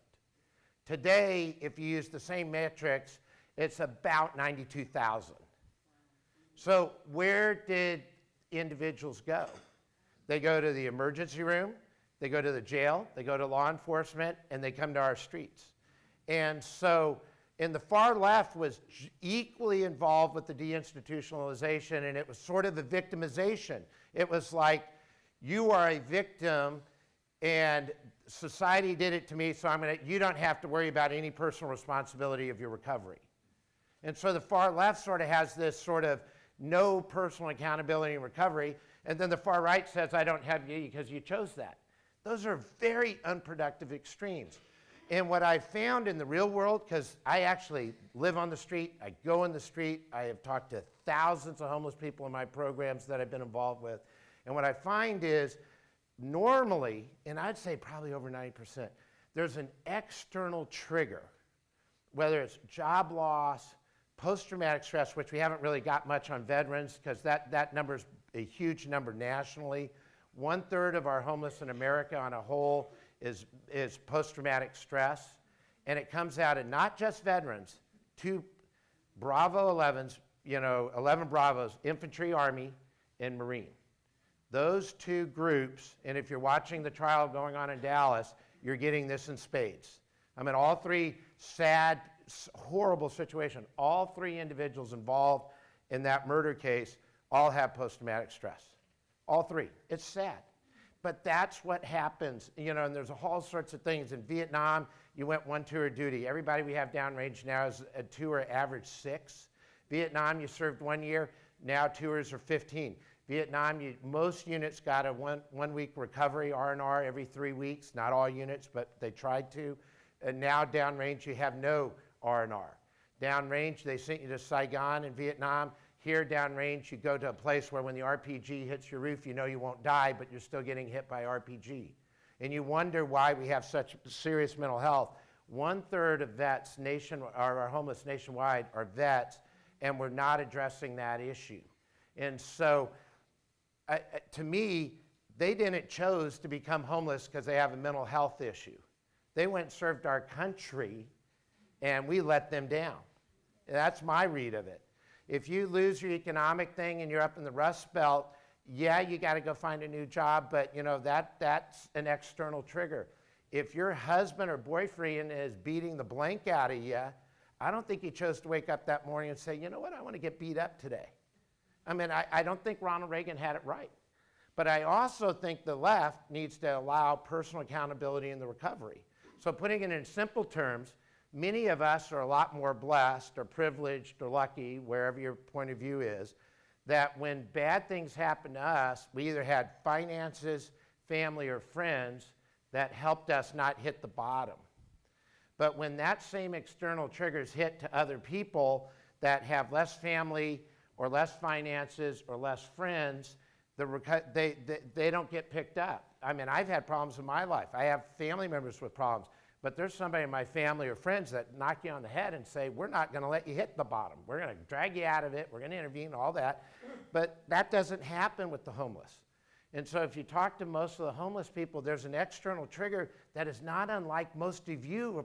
We could find some of you have experienced that same external trigger. But for the grace of God, we would have been in a different position. And so I really believe Ronald Reagan had it right that there needs to be personal accountability. And I think the far left had it right that we as a society need to help the individuals. And so we do need personal accountability, but we need a cultural society that says we're going to get together and help you. And you got to have both, and it's in that middle that you get real recovery, not these crazy extremes of I'm not going to do anything or you don't need recovery because society did it to you. I don't think either of those extremes are useful from this. And I know that's really long, but you got me going. So. And one of the things that's helpful related to the assessment is highlighting how veterans are being, it's a far smaller percentage of the homeless population in this county than it is across the country. And that's a success of this community, and we should celebrate that. That doesn't mean there's not more work to be done, and we can certainly work on that and look forward relative to recommendations and having further conversation about that. And let me add one thing, the positive. The coolest thing about homeless, this doesn't have to be a right, left, Republican, Democrat, liberal, conservative. The far right may want to solve this because they want to save their business. The far left may want to save it because they want to save the soul of the person. The faith-based person might want to do it. The agnostic might want to do it for a different reason. I don't care. I want everybody's help. And this is one of those things that everybody wants to solve. And if you can get to at least a starting common database and work in reality and not miss, that's step one, and something a lot of communities never take. And you should applaud yourself for taking that. And then natural decision making will go. The one thing I will just caution, I have never found a city, once they start on this journey, I have never found a city where money became the problem. Never. It's interesting. I've never seen a program, once they got started. NIMBYism is what stops it. Stops the recovery. Let's go to Renee. Thank you. I think we all recognize that there have been great individuals. and Oh, there great- you go. Okay. Right here. Great organizations that have been working with the homeless for a long time. And this is not about that not being good work. But what I'm understanding is that this is a system problem. And as a system, we need a lot more of us working collaboratively and collectively on the same page to get the job done right. You all have put fun back in dysfunctional. I mean, that it's a system problem. It really is a system issue here. So thinking about that system, strategically in my mind, there are issues of how do you educate, how do you communicate to get people understanding the same kind of baseline point of reference so that we can set up similar goals. And I'm also curious, in your work here, to what degree have you been able to understand a little bit of what's in place for our children in the children's system of care and the interagency collaboration that's already there? To what extent could that be a model for some of our future work? And then what would a marketing plan look like to try and get people together? Because, I mean, the bottom line is we're all sitting in the same boat, so shooting holes in the opposite end is not really productive. You have some real good news on your family and children's side. You're doing way better than most people in the country. I'm not saying you're perfect, and if you're one of those 17 who are in crisis tonight, you're probably not thinking so good, but you're way better off, and you have way better systems. And if you learn, and there's candidly more coordination. I still don't think it's formal enough, but there's more informal communication you have on the family and children agencies than you have on the other agencies. And you just simply have some places where you have no agencies here at all. And so there's a lot to learn going across, and I'm not naive. It is always easier to fundraise and help children with teddy bears than it is somebody who's in their 22nd year of crisis on the street. I get that. But you can, the communities that have chosen this path can reduce this number and get street homeless by 80%, 70% if you want to do it. It's done. It's done all across the country. So if you want to do that, you can do it. But it's having a system. It's no longer being agency-centric. It's system-centric. It's no longer being enabling. It's being engaging. And the last is, well, I better not. Yeah. Brett, let's go to this side of the room. Yes, sir. Dr. Marbut, thank you so much Yes. for all your information. Doctor, I want to encourage the members of the consortium, of Auburn's consortium, that are here to keep moving forward. But given the fact that we did have a 10-year plan that had failed, can you tell me, with all the cities and communities that you've been in that have had 10-year plans, what the success rate, and also, is it advantageous for city planners to put a shelter close in proximity to the government linkage that'll get people back into society? First is Continuum Cares and the 10-year plans. I candidly think they're useless. I mean, I've never found a place anywhere in the country that had a good one that you got. Because my thing is, I read these 10-year plans and it says sometime in the next 10 years, we need to do X. If you need to do X, why aren't we doing that tomorrow? But we book it out, we put it in the program, and I've actually seen graphs in cities where they put it in year 9. if you know you need it, do it on day one, not year 9.99. And so everybody's programs, you know, and I did make a joke, but I'm very serious. Remember, Bush came out and said, we're going to end homeless in 10 years. You know, and that group got together in his group, and well, almost all those 10-year plans are up. Where are we? And then Obama came in, and equally as cynical, he put his 5-year plan, making sure it was on the other side of his election, just like George Bush did his.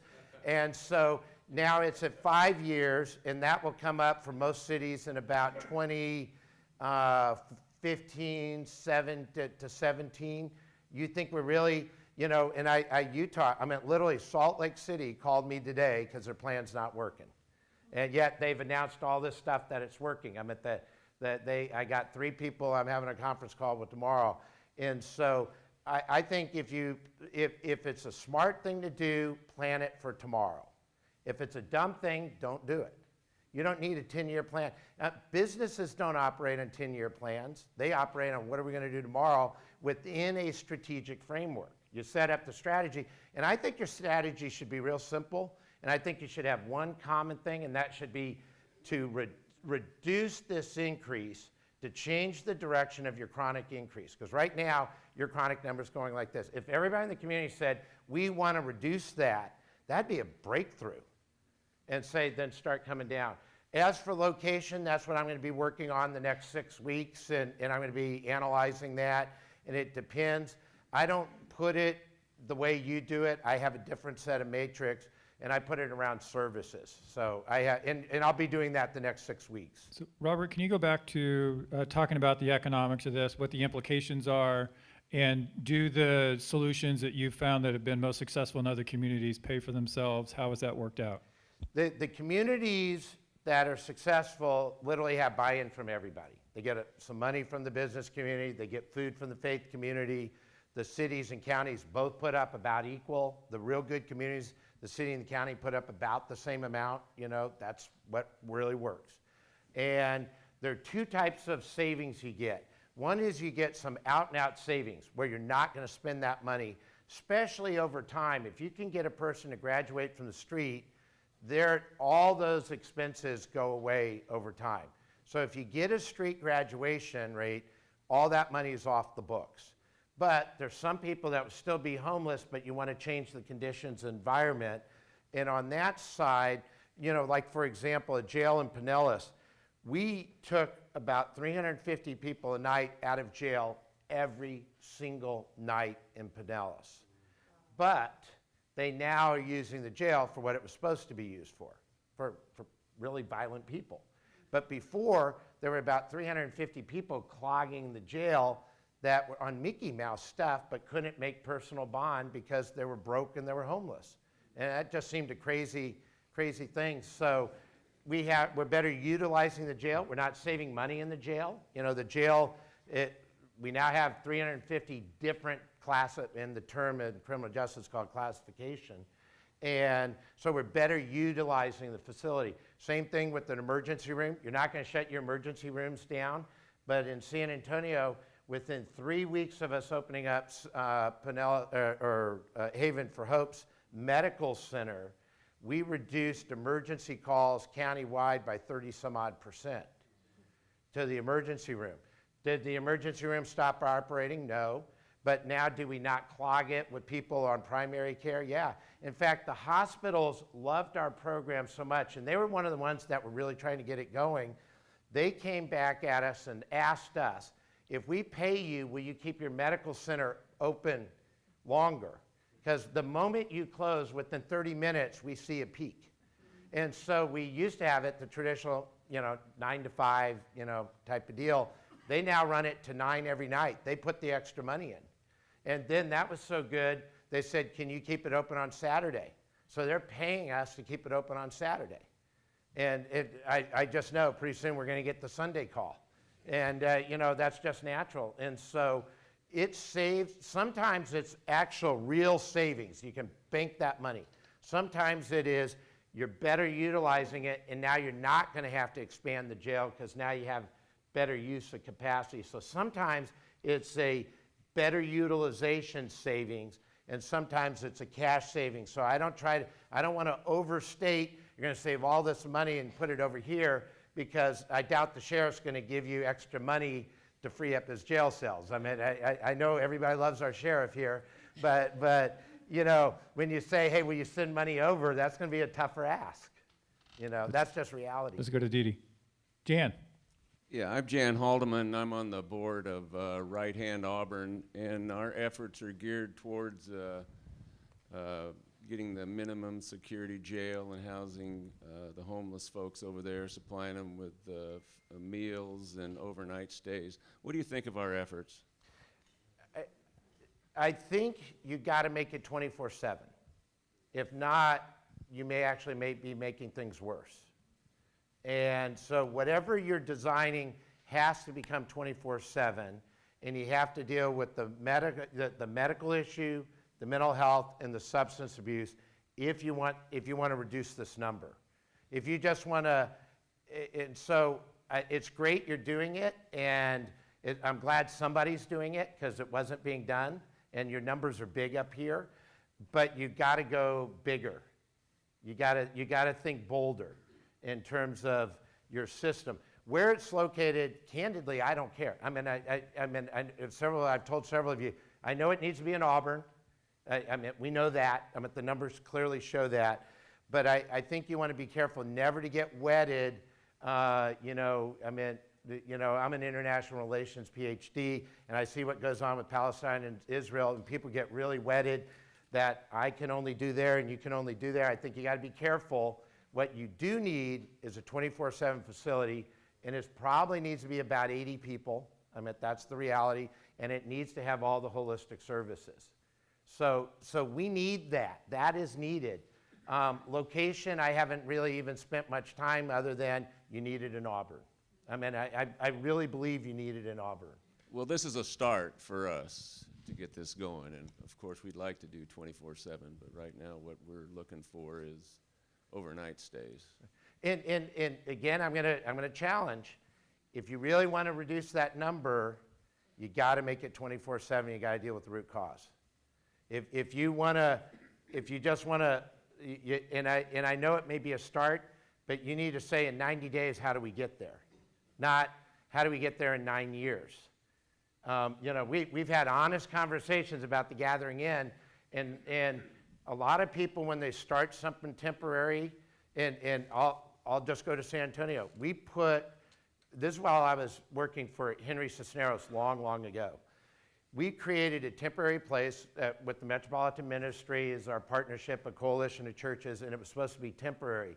It stayed there 22 years before we got it closed. And so be careful what temporary is. You got to think bigger and bolder the first step out. If you say, I'm just going here, and this place was awful. This building we were in, rapes were happening. You could walk in and it was sickening, and because it was temporary and overused, and it took us 22 years till we got to Haven for Hope. And so I'm very cautious of temporary things that aren't sort of closer to what you want the end to look like rather than the start to look like. In other words, I'm more strategic. I want to think what the end game is, not what the first quarter is. But you got to have a first quarter, and you got to have a second quarter, and you got to have a third quarter. But you need to know what you want to get to and move as quickly to that end, and not say I just need to get started. You need to be bolder. I know that's probably not what you wanted to hear, but. Thanks. Let's go over to this side of the room. Woman with the microphone. My name's Janet O'Mara, and I'm on the Placer County Mental Health, Alcohol, and Drug Board, and you came and visited our board as a guest speaker back in the fall. And we were very impressed with your talk then. I'm beyond excited with everything you've said tonight.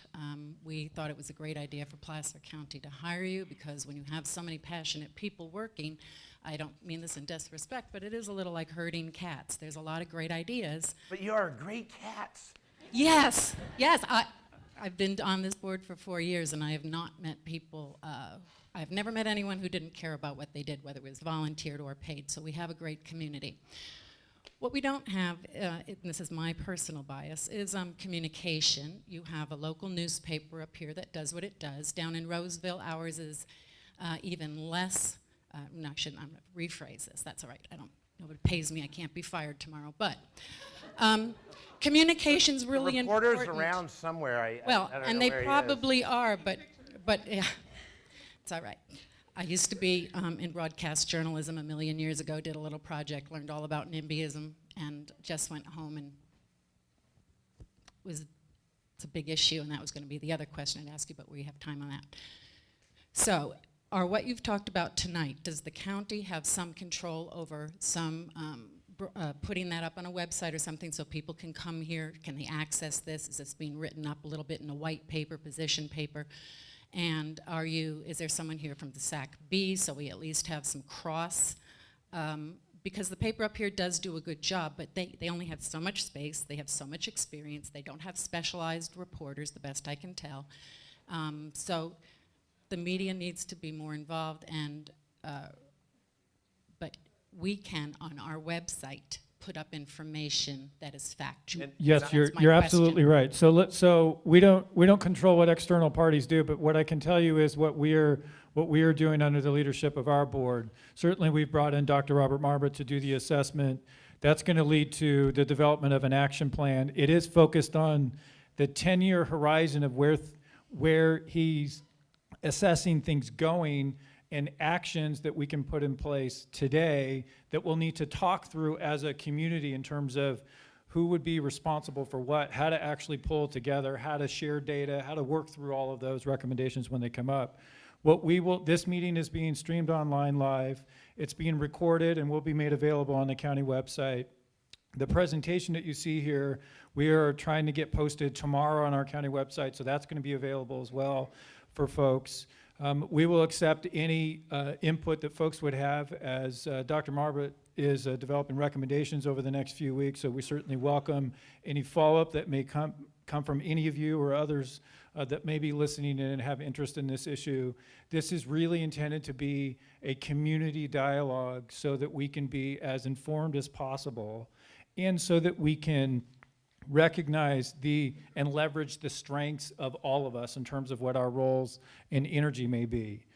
So we can, certainly those are some of the steps that we are taking in order to get the word out and ensure that folks have as broad awareness as they can to the extent that they're interested in this issue.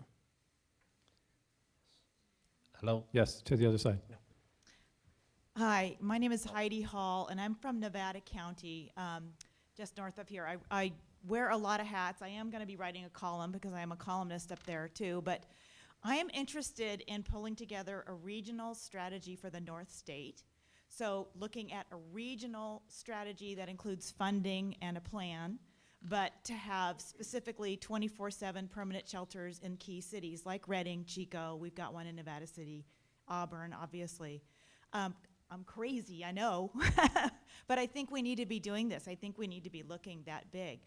My question is, before I can go out and try to find funding to have a study done for each of these cities or for the whole area, how well can we extrapolate this kind of data for northern state counties that are fairly similar to Placer? I think there's a lot you can extrapolate, but I would also be cautious. The mere fact that we saw major subsample differences between Roseville, Auburn, and going East County up to Tahoe, I think that's informative that there's a lot of commonality, but there's some very important nuances that are going to be different. But maybe you can jumpstart it, go into it faster, and then try to tease out those things different. And I can't reiterate, if you really want big reductions, you got to be bold. If you want little changes, you got the wrong guy. I mean, if you want big changes, in places we go, we get 70–80% reduction, but we do strategic, not tactical. We always start strategic. And I think you guys got to develop a common goal. And my suggested common goal is we want to reduce our growth of chronic homeless, and then one day actually reduce chronic. I think you got to stop the brakes first before you can start to reduce. But if everybody agreed to that, it suddenly makes decision-making easier, but it needs to be strategic and it needs to be long-term, not the patch for tomorrow, not the next patch, we need to significantly address it. The more regional you make it, the better you are. The more strategic you are, the better you are. So, Robert, we had a, Hello. Robert, we, hang on a quick second. We had a question that was submitted related to human trafficking and the degree to which that would be incorporated into some of the analysis, what you've seen in other parts of the country. in some parts, human trafficking is a real big issue. And there's some, when you get into human trafficking and domestic violence, I don't want to say it's a niche, because in some communities it's a big number. But I did not pick up a big number here. I think there is some, but it's not that big. But when you talk about solutions of domestic violence or human trafficking, what they have found is the best practice. You need to remove the person that you're needing to protect and take care of, and for at least 90 days, you need to remove the person out of the community for safety. And what they have found the best thing to do is to get collaborating groups across, like I better not say the cities for protection.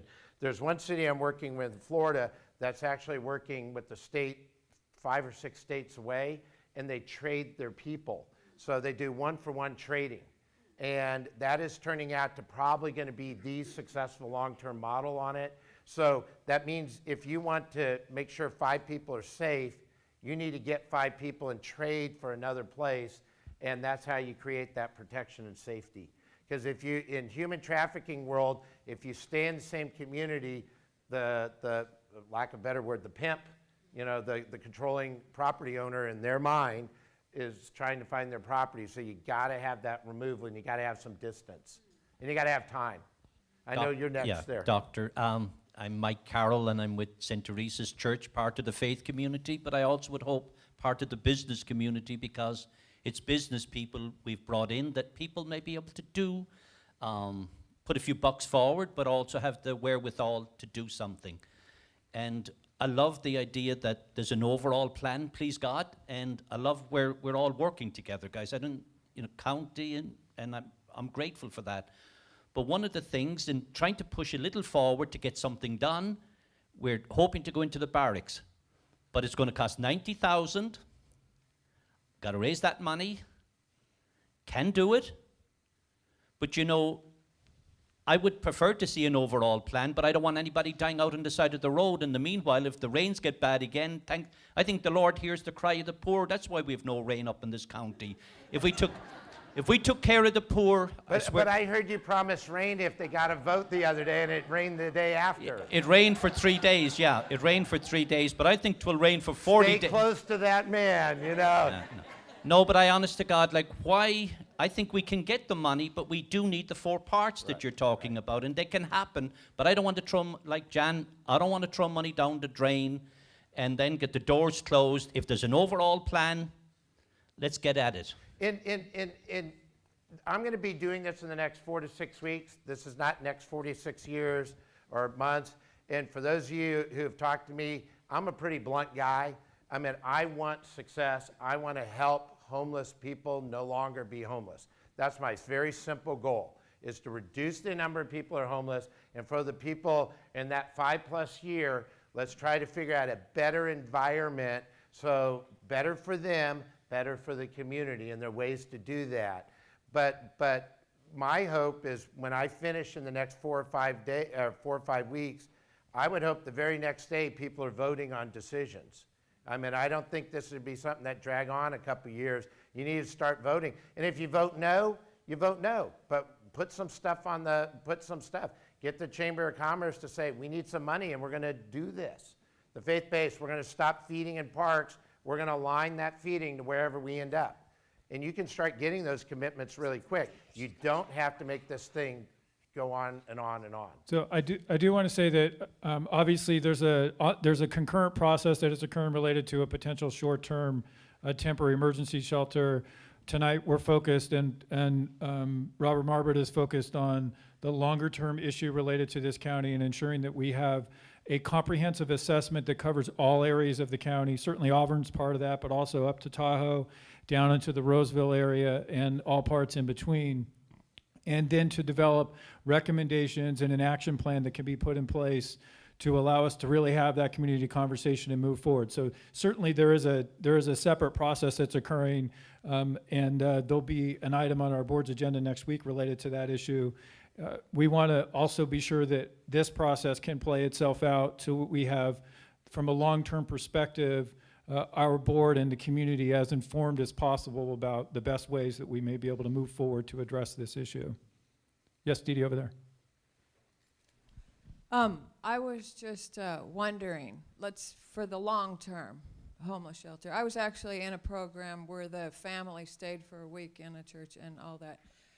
I'm wondering how the community, after everything's intact, how they deal with the problem. You've got the homeless who are alcoholics, and and medical marijuana, and they got to have the card. I bring all that up because how do people deal with that in the shelter system when they're trying to run the place and not letting people who are under the influence or the smell of marijuana permeate through the building when they got the medical marijuana card?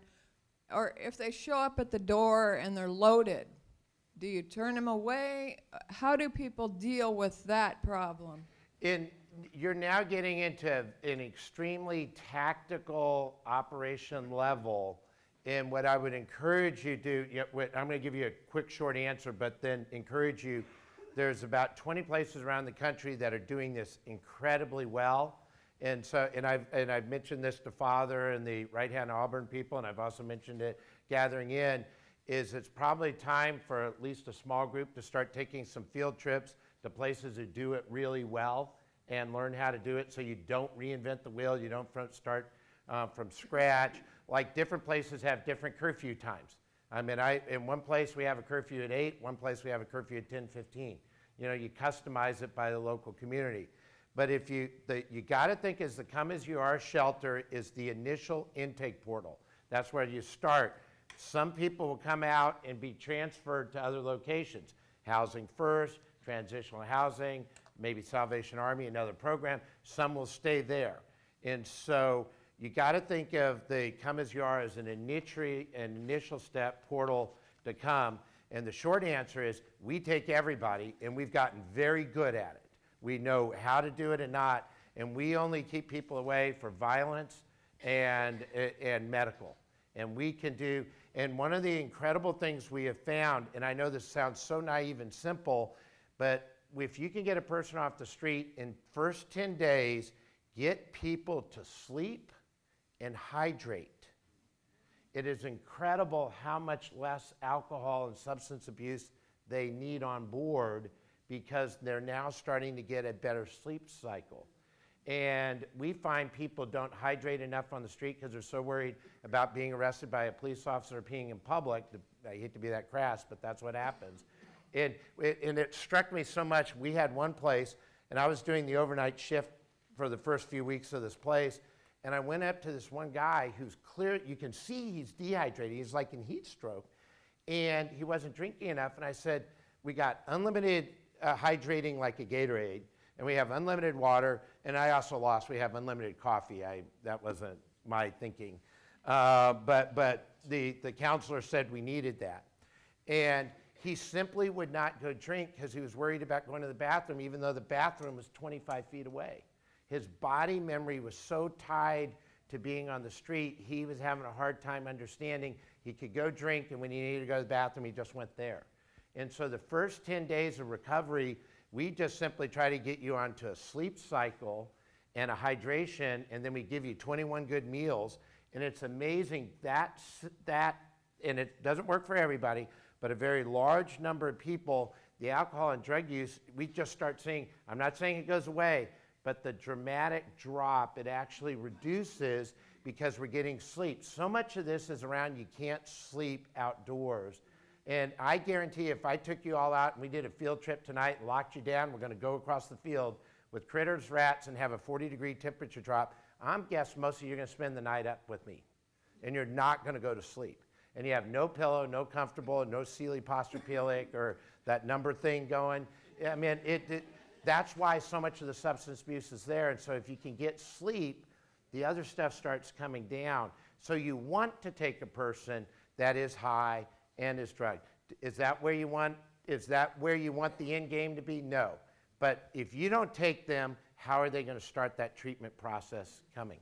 So I want to go to, there's a question related to methodology and talking about the survey to better understand how it was done. And the point in time count data that was referenced in there is that's a federal driven methodology that's used commonly across all local entities. But if you can talk for a moment about the methodology that you use for the survey of those 97 folks here in this county, that would be helpful.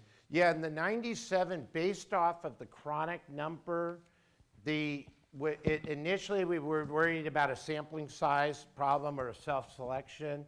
But as we looked at the, 216 raw number, I think was on that linear slide, and we looked at where those numbers are coming from, it turned out we had almost equal. Again, the numbers are coming in, and once the final numbers, we'll do one more run at it. But we did the feeding here on Sunday. We did Seventh-day Adventists here. We did the Welcome Center. We did the Gathering In, and we had a few come in from some outer places. And because 3 of the sample days were on that really bad rain, a lot of the encampment individuals came in, and it turned out to be a really good, better, I think a real good sampling, say, sort of the way you deal with checking your oil. You don't drain all 6 quarts and check and measure it and see how it is. You just get a couple teaspoons on the stick, but you do it in a scientific sample way. And so I think the sampling error is probably not more than 3 or 4%. That's just the back of the envelope because we don't have the numbers yet on that. The other is Salvation Army in Roseville, but they did theirs on a different day. The others were more or less grouped. They came in on a different day, so we took out any duplicates that came, and we did that purposely on a Friday because a Saturday and Sunday they get a high family, and again, we were targeting chronic streets, so we did the Salvation Army South on a Friday, then deduplicated across all the groups, because there's some people appeared in a couple places, some people there. And then, as usual, we had probably about 15 to 20 surveys that were not legible, that we couldn't figure out, or they circled on things rather than, we're saying circle one and they circled everything. And so it wasn't useful. So we have those. And then once we got that done, I went back to 5 different people who were helping me run, like Susie and Greg and different people. And I said, I'm looking for this person's name, male or female, first name, last name, and I had the age. And I said, can you try to find them and ask them what they meant, which on? So we went back and did a cleaning of the survey, which often you don't get to do. So that actually improved the quality of the survey data. There's always an error sample, you know that. But my first look, I think it's probably 4 or 5%. Throw it on either side of any of those numbers, but you get the trend. And point in time, you've used basically the same methodology for the last 4 cycles, right? So it may not be perfect point in time, but the trend, as Jeff said the other day, you can get a feel for that trend line. Are you going up or are you going down? And that's very useful. In terms of going forward, I want to mention something that I mentioned earlier. Placer.ca.gov, that's our homepage for the county. We're going to try to get everything posted on there. There currently is a link to this event tonight, and I'm going to check in with Dee Dee. We're going to try to get posted all the materials related to this event and where you may be able to send additional input tomorrow for all of you and any other folks that may be interested in this issue. With that, another question over there. Dr. Marbut, thank you very much for coming out tonight. Your comment about how to fund these things, that it's a quarter county, quarter city, quarter faith-based, quarter business-based, makes a great deal of sense. But it also goes back to Father Mike's concern about putting a lot of money up front to something that is hopefully temporary when we need permanent solutions. Is there a model that you have seen nationally to get to an actual structure? Because that's really a necessity for the model that you're envisioning and that you're presenting to us. How do we get to that actual structure, understanding that none of the 4 of those groups are going to be able to finance it individually? And do you mean structure like a financial vehicle or an agency, or are you meaning a physical building? I mean a physical building where people can stay. Yeah, and the short answer is, you know, and I got a lot more work to do in the next 4 weeks with Sean, but you're going to have a physical building in Auburn, and you need to figure out how to take the business model and the gathering in and make that where you don't have that daily instability of change. And so whether that's getting the churches, and I'm very willing to meet with the church and explain why this works. The other is, if you could get the churches to agree to a 1-week cycle rather than a daily cycle, that means they'll have 10 weeks off between, or 7 weeks, or it depends. But the family promise model has, in the family and children, I know it's a different mix, they have an 82% national success rate of being off and out of homeless for 1 year. And that rotation on a weekly basis works. So there's nothing I'm going to recommend that's not been done somewhere else. This is done many places. One of your best campuses, in fact, the campus who really got all this started is Father Carroll down at Father's Joe Village in San Diego. And you don't have to go far to go learn. He's still alive. I mean, he has some age issues in terms of some age medical issues. But if you send a small group down there and pick his brain, how did you do it? Why did you do it? What do you know now that you didn't know 30 years ago? He was the guy who created this system. You know, he was the founding father of it in 1978. And he evolved. He started out as a soup line. And he realized he was feeding the same people every week. Then he started adding clothes because he thought he needed business clothes to get a job. Well, that didn't work. And then so he said, well, I need to do some job training. Well, I can't send job because everybody's high or has alcohol in their breath, and so they couldn't get a job. So now I got to do substance abuse. Well, he had to do mental health. I mean, he has a college campus program on his campus. He had a school on his campus, and he changes it. And over time, once you start, you got to be adaptable because your population is going to change. Because as you get successful, some people will come off the street, and the people who are left have a different need than your first group. That group in the first year have a different need than your 5-year group. So you got to customize it. So rather than I'm not going to spend a lot of time in my report saying, you know, you got to have an 8 o'clock curfew, you got to have a 10 o'clock curfew. To me, that's an operational detail of whoever you entrust, the Susies of the world. You got to entrust that into them to make those proper adjustments. But I would always start by St. Patrick's Center in St. Louis is amazing. Father's Joe Village in San Diego is amazing. Haven for Hope, Star of Hope, Bridge of Hope, all interconnected. They're loosely aligned in Texas. Pinellas in Florida. There's a lot of places that are doing this very well. You don't have to reinvent the wheel, but you also don't need to take 200 people there. Take the 2 or 3 operators and take them to the right place for what they're going to do and learn and speed up that learning curve. Let's go to Phoebe.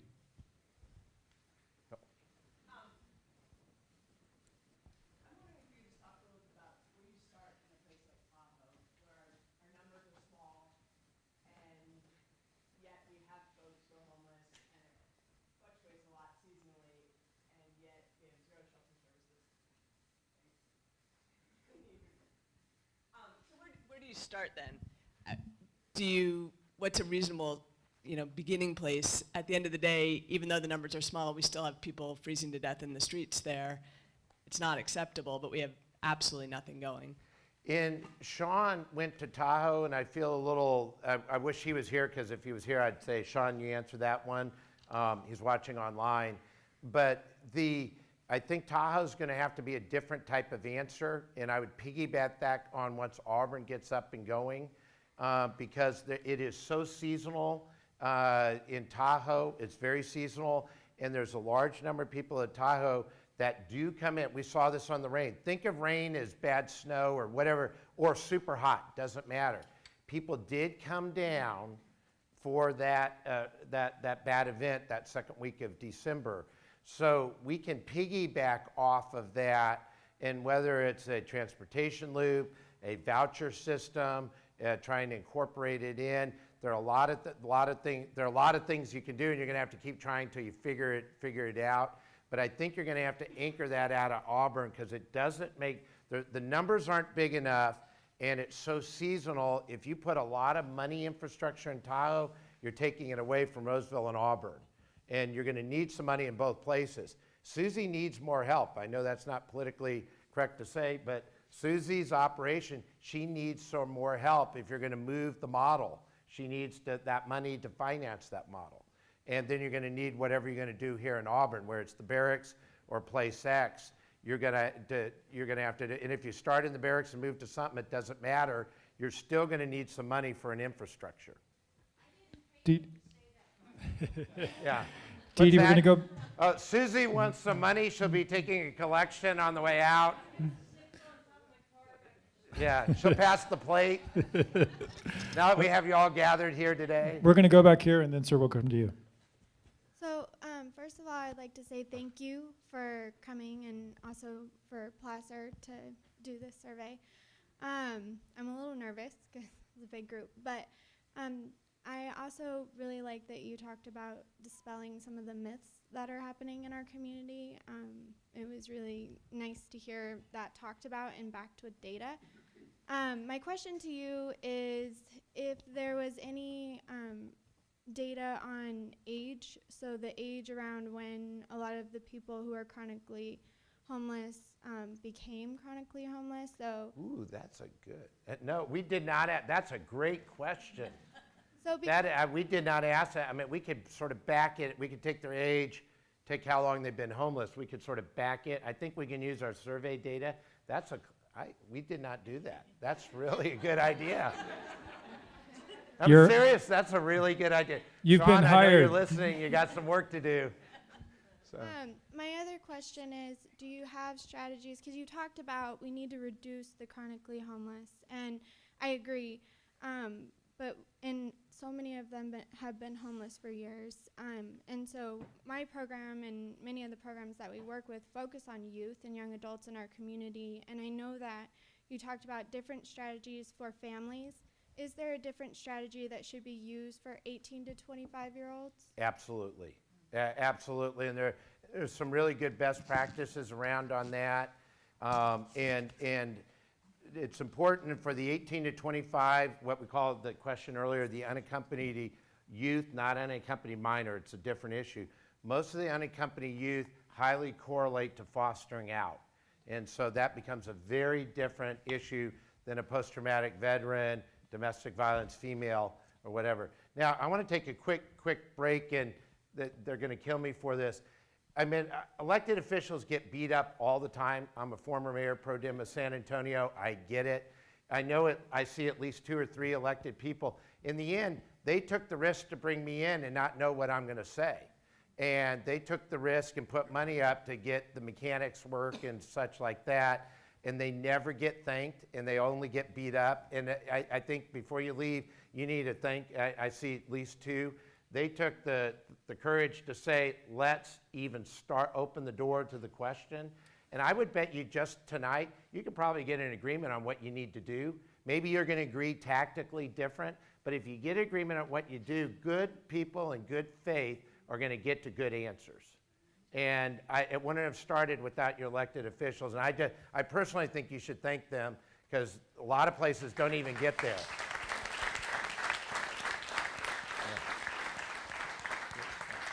Yes, sir. In 2007, the California came up with a state bill 2. They called it SB 2. But there's a provision in there, and they discuss multi-jurisdictional agreements between cities and counties. Can you discuss that and help us use that law? I know a little bit about the law, but I don't know enough to be an expert because I've not used it. But I know there's some technical availabilities that you can do your joint operating agreements or mutual aid. And a lot of people make it sound, when you get to home, I get frustrated on this issue because a lot of agencies says, I can't work with that government, or I can't work with that housing authority, or this city's not going to help, or not city. This is very similar to public safety. And a lot of what homeless does overlaps public safety as it relates to police and such. We know how to do interlocal agreements for fire in California. Most people forget it was the 1970s fires that created the whole national emergency management system for the whole country. We use the California interlocal model. It's been tweaked over time, but the whole national system we use response to terrorism is modeled off the fire department models of fighting wildfire in California. So California knows how to do a mutual agreement when you want to. Now, if you don't want to, you're going to use this. I can't do it because of this. I can't do it that. I mean, you're going to find it's like hiring a lawyer. A lawyer is going to tell you 99 things why you can't do something, or it's inappropriate, illegal, or won't work. I don't care. I want to know the one way we can do it. And so interlocal agreements on fire. The other one, a model that's very good, is a lot of counties and cities use task force around drug interdiction. And I'm talking major high-end. I'm not talking, weed. I'm talking, high-end coke, meth labs and such. And they do, that even has state officers, DEA officers, so you have federal, state, and local, and sometimes you have to deputize one group, and sometimes you have to indemnify the other group, but they figure that out. And I think both the fire department model and the task force model in law enforcement is exactly the same type of things you should use when you create the interlocal agreements for homelessness, and their parallel is very similar. And so there's ways to do this if you want to do it. Christy, let's go to you in the back. Thank you. I appreciate Tammy's question. One of the things that I was remembering as you were going through the data, there was the highlighted veterans at 8%, and right underneath that is prior foster care at 7%. And there are studies that show that the PTSD rates of former foster youth are twice as high as U.S. war veterans.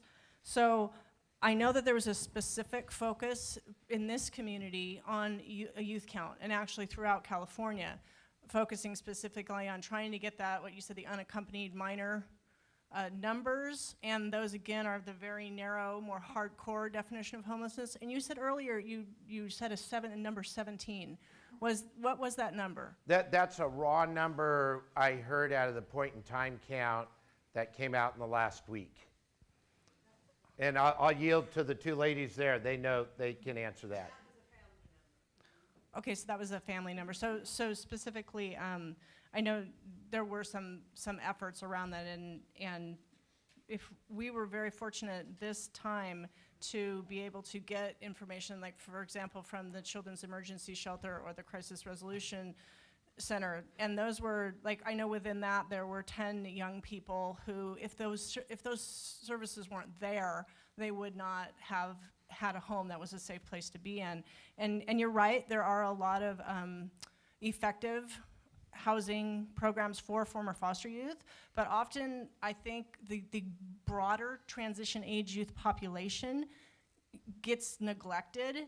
And so I'm curious, you said, yes, there are a lot of models for specifically transition age youth, and yes, it should be a different program, and yes, they should not. You said families shouldn't be housed with chronically homeless Never. youth. And so Never. and my guess is you would say transition age youth should not be housed with chronically homeless. I'm just Correct. curious what, and maybe that's something you said there are a lot of programs. Maybe that's just something you could provide to Tammy and I. Yeah, and I could do that afterwards, and there are a lot. But the bottom line is you don't want to mix fragile youth. I don't care if they're 25, 24, 17, or 13, or 2 years old with chronic men and women. That is that's a guarantee for failure. And it's a guarantee for liabilities. That you can go on and on. I also want to thank Jeff and county staff. You all had never asked the prior foster and care number, that he added that into the point in time this cycle. Never was being asked.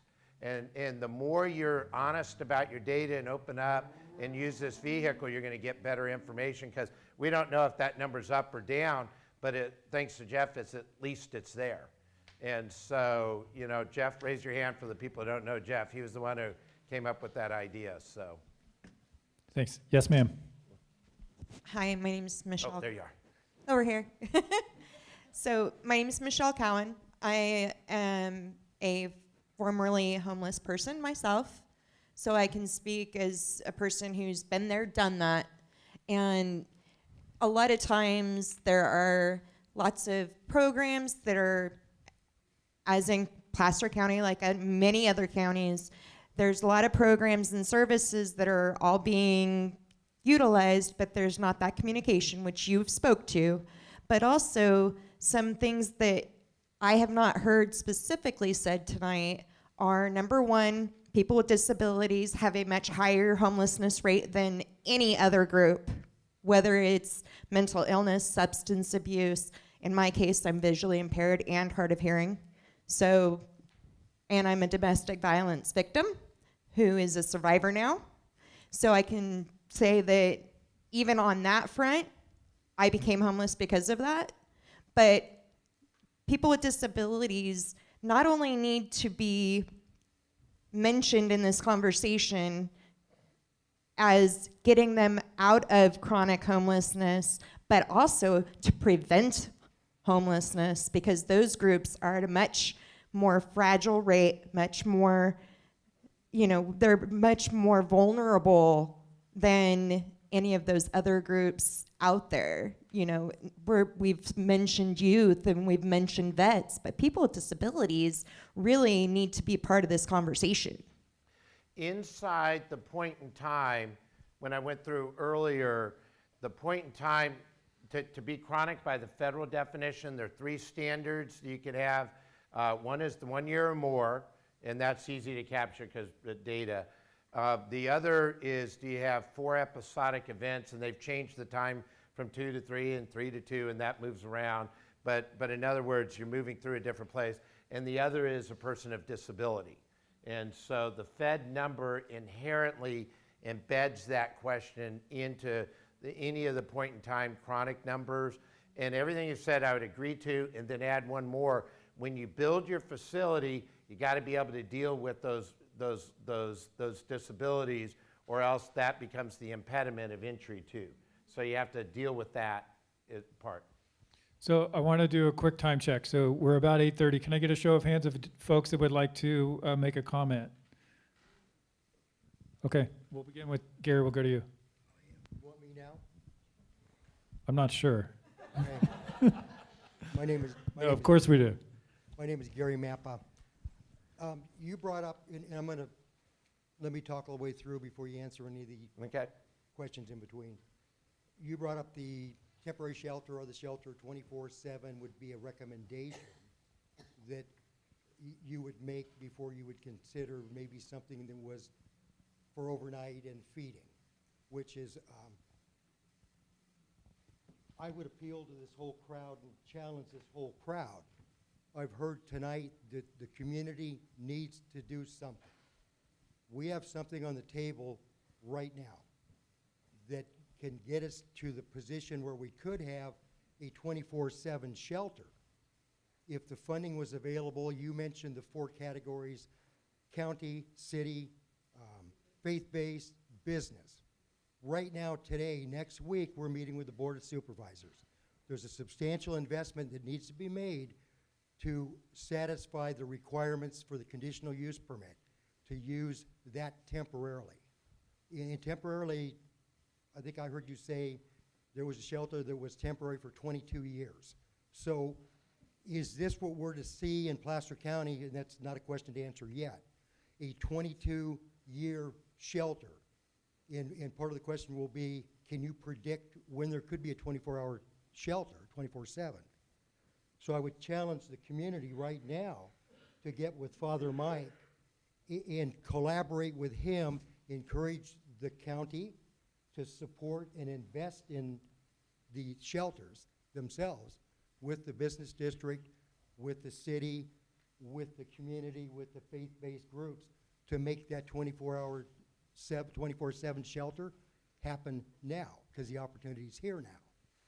If we don't take the opportunity, whether it's even an overnight shelter, you just missed that window. And you tell me, when would you predict that Placer County could implement a 24/7 shelter if you recommended it today? So, And it happens.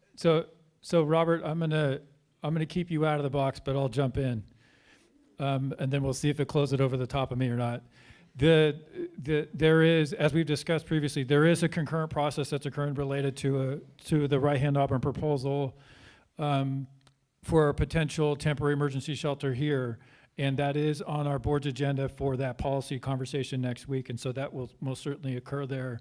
What we want to be sure that we are maintaining focus on here is about the long-term picture and ensuring that we have an informed conversation tonight about the overall assessment that impacts all the different areas of the county, and the time for us collectively to talk about potential solutions and to give Robert an opportunity to develop an action plan for us to consider. So from a longer term perspective, in terms of what he was charged to do on behalf of our Board of Supervisors way back last fall, is to ensure that that process can play itself out and inform the longer term effort relative to homelessness across the whole county. And certainly whatever may or may not occur in Auburn will be a part of that.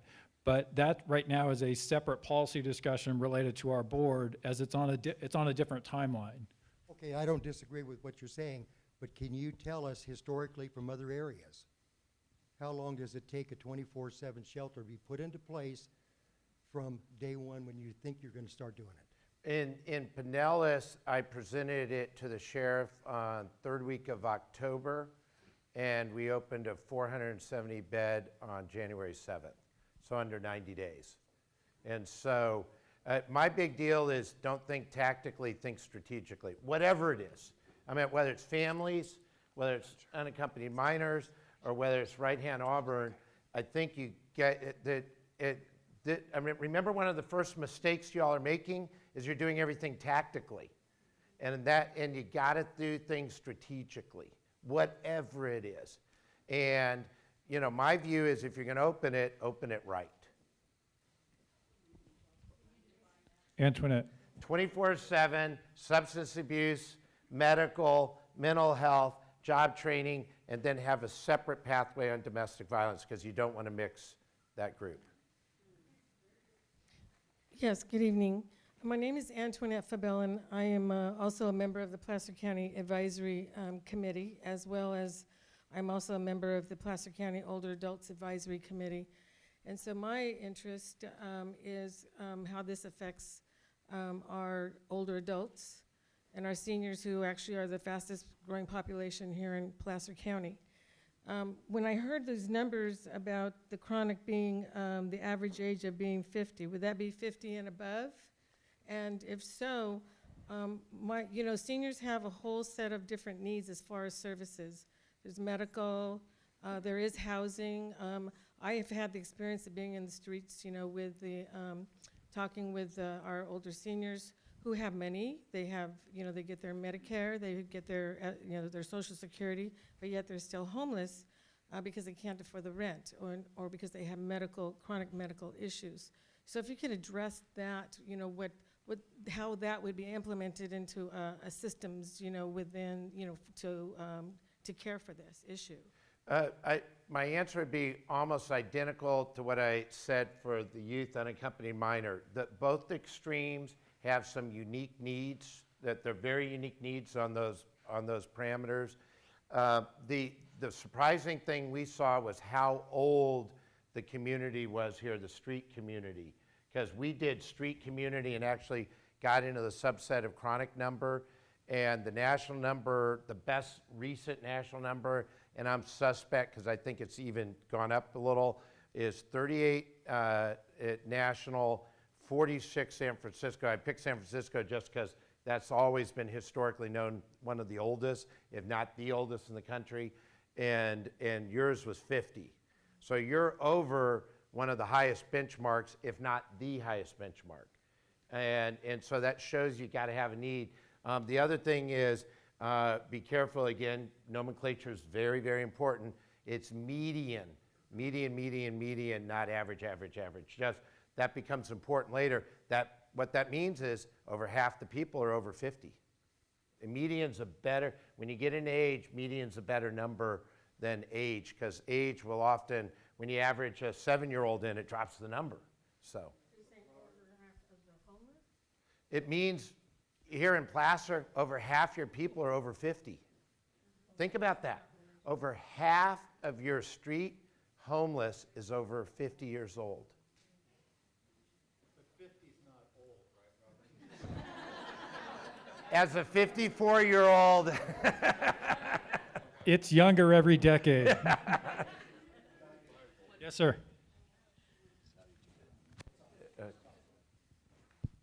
Hello, my name's Eric Pace.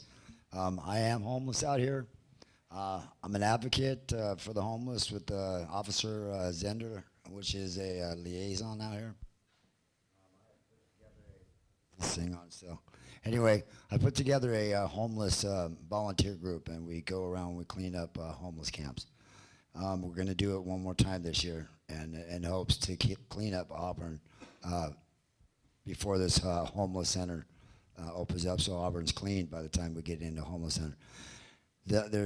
And this is all through all the faith-based. We've got St. Teresa's Seventh-day Adventist and What Would Jesus Do band. Thank the Lord for all their help, because this is all the help that the homeless is getting out here.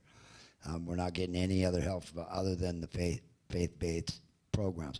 Now there's my question here. Now we are volunteering. Is there anything else that the homeless can be doing to be promoting the homeless shelter? And number two, is there a program for sex offenders that are on Megan's list? Because I know these people are not going to be allowed inside these homeless shelters. Are there programs for these people to also be getting off the streets? Well, first off, to your first, I think it's phenomenal when the homeless community, the people who experience homeless, accept responsibility, whether it's cleaning up or help. In San Antonio and in Pinellas, we did a deal, purely voluntary, not required, where we do volunteer day on our campus, just like National Service Day and such, and we go out once every 3 to 4 weeks with volunteers and clean up the neighborhood, and we created special vests. You know, you got to do it for safety, so why not advertise? And it was amazing, the change in psychology. Oh, those people there, really, not polite, not very human. And suddenly, wow, they're cleaning up and they're taking responsibility. And so the more you can help coordinate that helps this argument, that turns this from an argument to a discussion to a solution. And so thank you for doing that. On sex things, in each of the states have different rules, and now you're having subcategories, and that's almost a whole complete another night conversation. But the short answer that I have found is whatever the state rule is at that time, because they change all the time. You just simply have to follow whatever the state law is. Whatever it is that day, the buildings I work with and such, we have to follow the state law, which then means you got to create separate systems for that. And I have a master's degree in criminal justice, and one of the very frustrating things I have is in places in Vermont and New Hampshire, the politicians are passing rules that sound great for elections, but they simply don't work on the street. And I think it's New Hampshire and Vermont they don't know where 50% of their sexual offenders are, because they've extended the lines out so far for election political reasons, it is actually not functional, and so people are not signing up because there's simply no place to live there. And so that's a whole other conversation. We can't go into that today, but whatever the rules of the state is, you got to follow it. Okay, I have so many questions. I'll try to keep it to 2. I wonder if you had a chance to talk at any length to our police chief and to Sheriff Bonner about what we're doing and what you see works. And then I also would like to be able to have be able to visualize a place that works, such as Haven for Hope. I don't know if this is one big building, if it's individual rooms or apartments or motels or whatever. Can you talk a little more about what that actually looks like? On the law enforcement, both Sean and I spent a lot of time. We went out 4 half days with law enforcement, not just, we did Roseville with Officer Flood and Zinder and deputies and an officer in Auburn, and then a deputy up in Tahoe that Sean went out with. So we spent a lot of time with law enforcement. And candidly, you got 2 law enforcement officers in this county who know more about homelessness than virtually any other LEO law enforcement officer I know of anywhere in the country. They are 2 of the, I would say, top 5 people I've met in the country. And part of that is because for a while they weren't getting help from anywhere else. And so they were doing it on their own. So they're an incredible resource and very smart. So we did spend a lot of time with them. Haven for Hope, and I normally don't even talk about Haven because I used to talk about it and I found people just glazed over and said, Haven is a concept, is scalable to your community, drop the zeros, change the square feet, but the right functions are right. And Haven has 82 agencies under one campus. We have local, state, and federal government. We have faith-based and nonprofit, all in one network. When we built the campus, and again, I'll give you your answer, but remember, this is for a multi-county regional solution that the state asked us to come forth to do. It's a $125 million project. We got money from everybody, faith-based, state, county, Fed. Well, we never got Fed money. It's the one thing. To the very end, I think we got $500,000 federal money at the end. We have about 2,300 people living there in all the veteran program, Housing First program, the Come As You Are shelter, and the transformational campus. It's on 37 acres, 15 major buildings, almost a 500,000 square feet under roof. And so we have everything from haircuts to mental health to substance abuse. We have 150 functionalities on campus. So we do multiple different programs in mental health and substance abuse. We have a mental health dorm that we found the cohort works better together, and we also created a substance abuse dorm. We have a family and children dorm. We have a single mom dorm. We have a single women dorm. We have 2 dorms for veterans in different phases of veterans. But what you got to do is customize and scale it. And normally the whole reason I talked about Haven for Hope anymore is it scared everybody. Said, oh, we can't afford $125 million, so you don't do anything. So I just talk about just the Come As You Are. Do any of them sleep outside? Yes, Come As You Are. We have, in a given night, it ranges from 400 to 700, depending on time of season, time of weather, high rain, low rain. Yep. At Haven, we go from sleeping on sleeping bags in the cement, which is what you get on the street, but it's safe. You have 21 meals, you got the medical, you got case management, and that's by choice. That's the place they choose. If you come into the transformational campus, you get a bed. And then you go through 2 or 3 layers and you'll actually get private rooms. We have many private rooms on campus. Both the Housing First program has private rooms. Our advanced levels, single male, single female, have individual rooms for the highest stage, and many of our veterans have single rooms. So, but we go from sleeping outdoors to sort of bunk areas to sort of semi-private up to individual rooms. So for those that have more interest in that, I would encourage you to look up Go to the Haven for website, Hope it's real online. good. You'll see a lot of that information. What we'll need, from a Placer County perspective, what we'll need to do is go from this assessment that's here, understand our community, the chronic nature of the homeless that are here, the level of mobility or the lack thereof between different communities, and what the national best practices would suggest about solutions that may make sense for each of the different areas within the county. And whether that speaks to having something similar to a Haven for Hope or not, or what mix, will be left up to Robert over the course of the next few weeks. Your input on that, both tonight and over that period of time, will be very helpful. With that, I want to go to Susan. Hi, I'm Susan Farrington. I'm the director of the Sierra Foothills AIDS Foundation. That's my day job.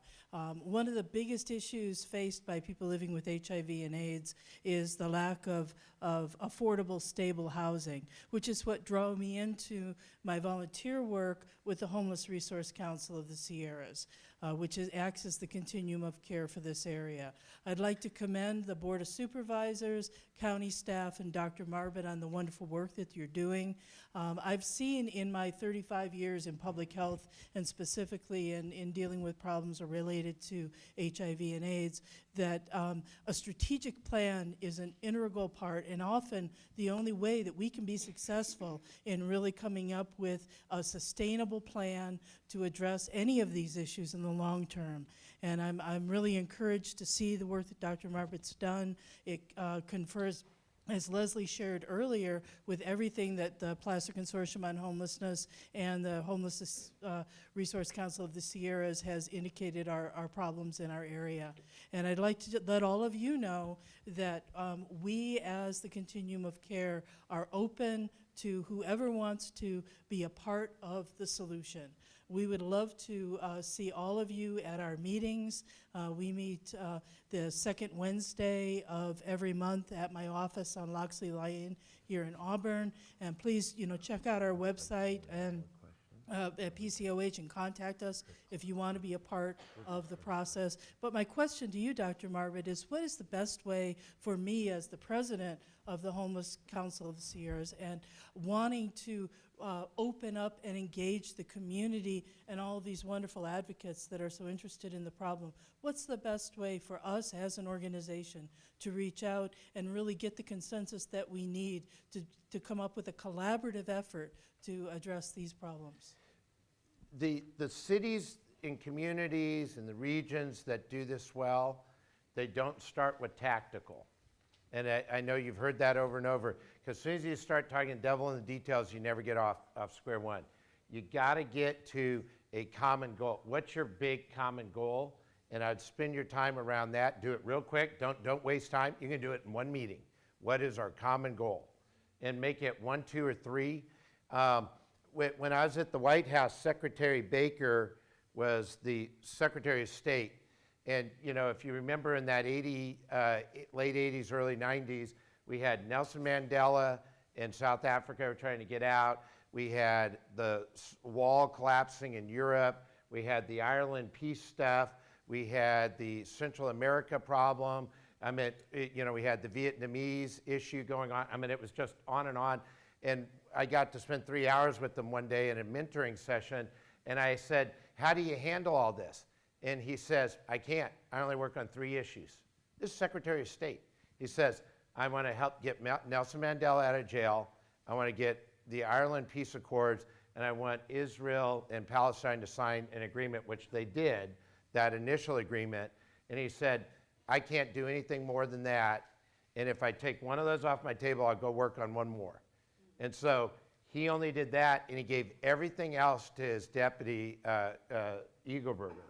And I always remembered, if that guy with all those incredible resources, the best operating, he had military and domestic and all that, and he said, I can only do 3 things. And I learned so much.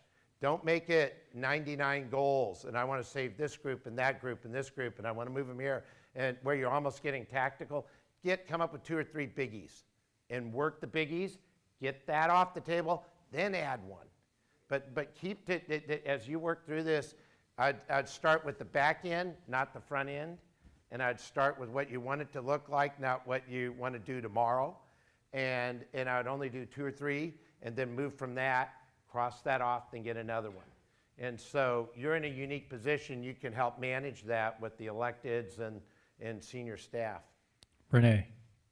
So you've talked to us about focus and given us a good picture of what the critical issues are that need to be addressed together as a system.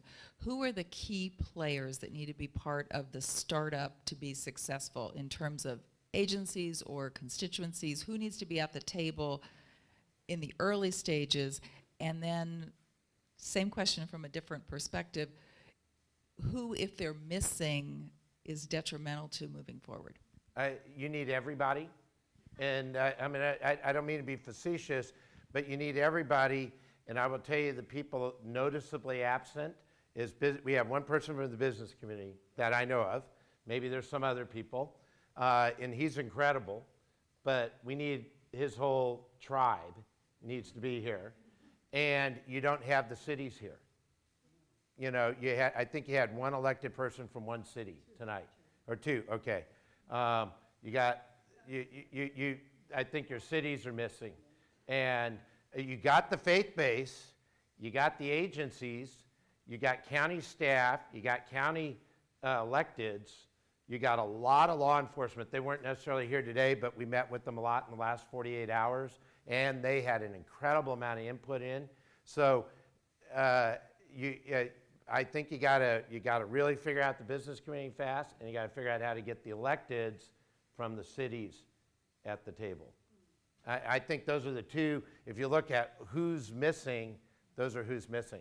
And ironically, normally the agencies are the last to come on board, and in this, they're the leaders. The faith base normally doesn't trust government. They're really getting it going now. And candidly, sometimes the government doesn't trust the faith base. I mean, you know, and they're figuring that out. You know, I think because of the other parallel process going on, that they got to meet so much and talk so much, so everybody's trying to find out we all want to do the same thing. So, but I would focus on business, and I'd focus on your city electeds. Okay. I know I already had a comment earlier, but I just really quickly wanted two questions, or an observation and a question. First of all, it's great that we've all come together and this is streaming live right now. For those that aren't with us in the room and haven't been able to be a part of the conversation, but they're observing right now, how do they get in touch with you to get their feedback to you, first of all? Second of all, right now, the county is taking the baton and running with it, which is amazing, and I love that. But has there been any effort to this point, or is there a plan by the county to maybe do a public service announcement? Here's how you get involved. Are you interested in being a part of the solution? Those kinds of things. We need to kind of start reaching out more to the community instead of just right now. It's been with the agencies and with a few groups, but I don't see a lot of outreach yet. You can go to robertmarbut.org or Marbut Consulting. You can type that in. You'll find my website. My contact information's there. Send it straight to me, or you can send it to Graham. The second question I'll yield to Graham on, the PSA. So that's part of what we're doing tonight, for sure. I mean, tonight is a great reflection of a lot of community interest in this issue, and the Board of Supervisors, our Board of Supervisors, was proactive in bringing Robert on board to do this very assessment to really inform the entire community, of which the county's just one of very many players. And so this is certainly a big piece of that. Following up with Robert, participating in some of the groups that are already in place in terms of the Placer Coalition on Homeless or the Homeless Resource Council of the Sierras, other stakeholders directly connecting with us. So all those will be live venues, and I think there will be many more as we move forward, because we can only succeed if we do so together. We've learned that from Robert, both tonight, but also in all the other communities that he has been in and observed. So we're going to have to get together, and we're going to have to work through a very broad set of perspectives to figure out where's the right landing place, with our different responsibilities and roles and interests in a way that reflects the values and the available resources and energy in the community, and it does so in a way that mitigates and addresses this issue for all of us. So that conversation certainly needs to happen.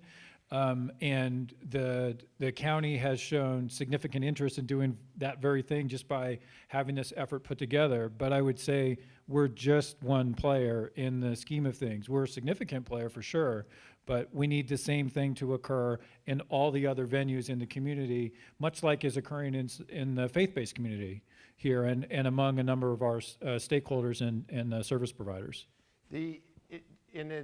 I mean, real quick, and I should learn from my law school professors, never ask a question if you don't know. Is this the largest gathering that has ever talked about homeless ever in this county? No. What? Oh, there you go. Yeah, how many people? 150. Yeah. Yeah, I mean, you're approaching, yeah. Yeah. So, but, and was it pretty diverse? Yeah. Okay. So, you know, this is one of your largest gather. Yeah. This one seems like there's more because there's a handful of us that were there then and are there now. I have posters on my wall that a 9-year-old homeless girl drew that in my office that I had there, and I think there's more people here that are grassroots advocates that have been working on the issues. There we heard from a lot of citizens that wanted to help and knew there was a problem, but we didn't have the follow through or the, and that's where the 10-year plan for homelessness came from. It was kind of mandated by HUD. We did it. A lot of it has been completed. We didn't have the political will, and now we do. And you know, we're going places. You know. So I'm going to go to Scott, and then Bridget, looks like you have a comment to make as well. I'm going to address the elephant in the room from the business perspective. From my Savior's perspective, feeding food, that's what you're supposed to do, that's awesome. Business perspective, you guys compete with each other. You've all got your communities, and you use the same people, and come to my program, I'll take care of this piece, come to my program, I'll take care of this piece. Very few of you solve the problem. It's an issue. So if you guys decide to do this, if we all decide to do this, some of you are going away if you don't partner. All of your programs are going to change because we're talking about, many of your programs will change. We're talking about putting our community in one area so we can go minister and serve them there, which totally changes your models. So before you come ask me for money to donate to your program, which isn't solving, again, business community's problem, you're not getting the homeless off the street, you're just perpetuating in many cases. You've got to be willing to go back to your board and say, okay, what are we going to look like down the road? Because some of us may not be here anymore, and we're going to have to partner with the person we've been competing for funds with. Because if we really believe in solving the problem, some of us are going away. Thank you. Bridget, we'll go to you, and I believe she is it. Please check me if there's anyone else that we have missed. No, so we'll go to Bridget, and then we'll close the meeting. Hi, everybody. For those of you who don't know me, I'm Bridget Barnes. I'm a land use and real estate attorney. I'm the president of the Right Hand Auburn Group. And I just thought I wanted to speak up on this business issue for a minute, because all of the money, with the exception of about 15%, that is in the budget for Right Hand Auburn to renovate the center and to operate it, is all private business money. We have 150 people that have signed on through the Chamber and Rotary, and I just wanted to speak up for those folks because there's an impression that they're not involved. It is certainly true that Father Mike and the other religious leaders have been the spearhead to get Right Hand Auburn going, but it's private money, and it's all because they believe in both ends of it. One, it's the right thing to do, and the second is that it will help the community. And I also wanted to let everyone know that the only reason we haven't applied for a 24-hour is we don't have enough funding to do that immediately.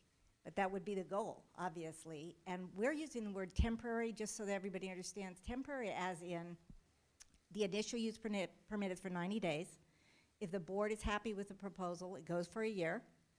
the idea of temporary was that they were coming into us on a temporary basis and for a emergency purpose, bad weather, et cetera. It has morphed into all the time, all nights, from 5 in the afternoon until 7 in the morning at this point. So I just wanted to clarify that so it was all on the table because there were various things being said. Thanks. Thank you. So I want to give a big thank you to Robert. But I also want to thank all of you for having the interest and for making the availability to come here. The way this becomes successful is for us to move forward as a community. And so that so I appreciate that interest. We will be moving forward, hopefully together on this issue. We want to hear from you. So if you have additional thoughts as you think about this issue over the course of the next couple of weeks, please do reach out to Robert or to myself, and we'll reflect as much as we can in the final product. That is going to start another process relative to talking about what the recommendations are and how to work through those in a collaborative way so that we can really have a systems-wide approach to this. So we will be posting as much of this as we can on the county website as early as tomorrow, so look for that and stay tuned. Thank you so much. Have a good night.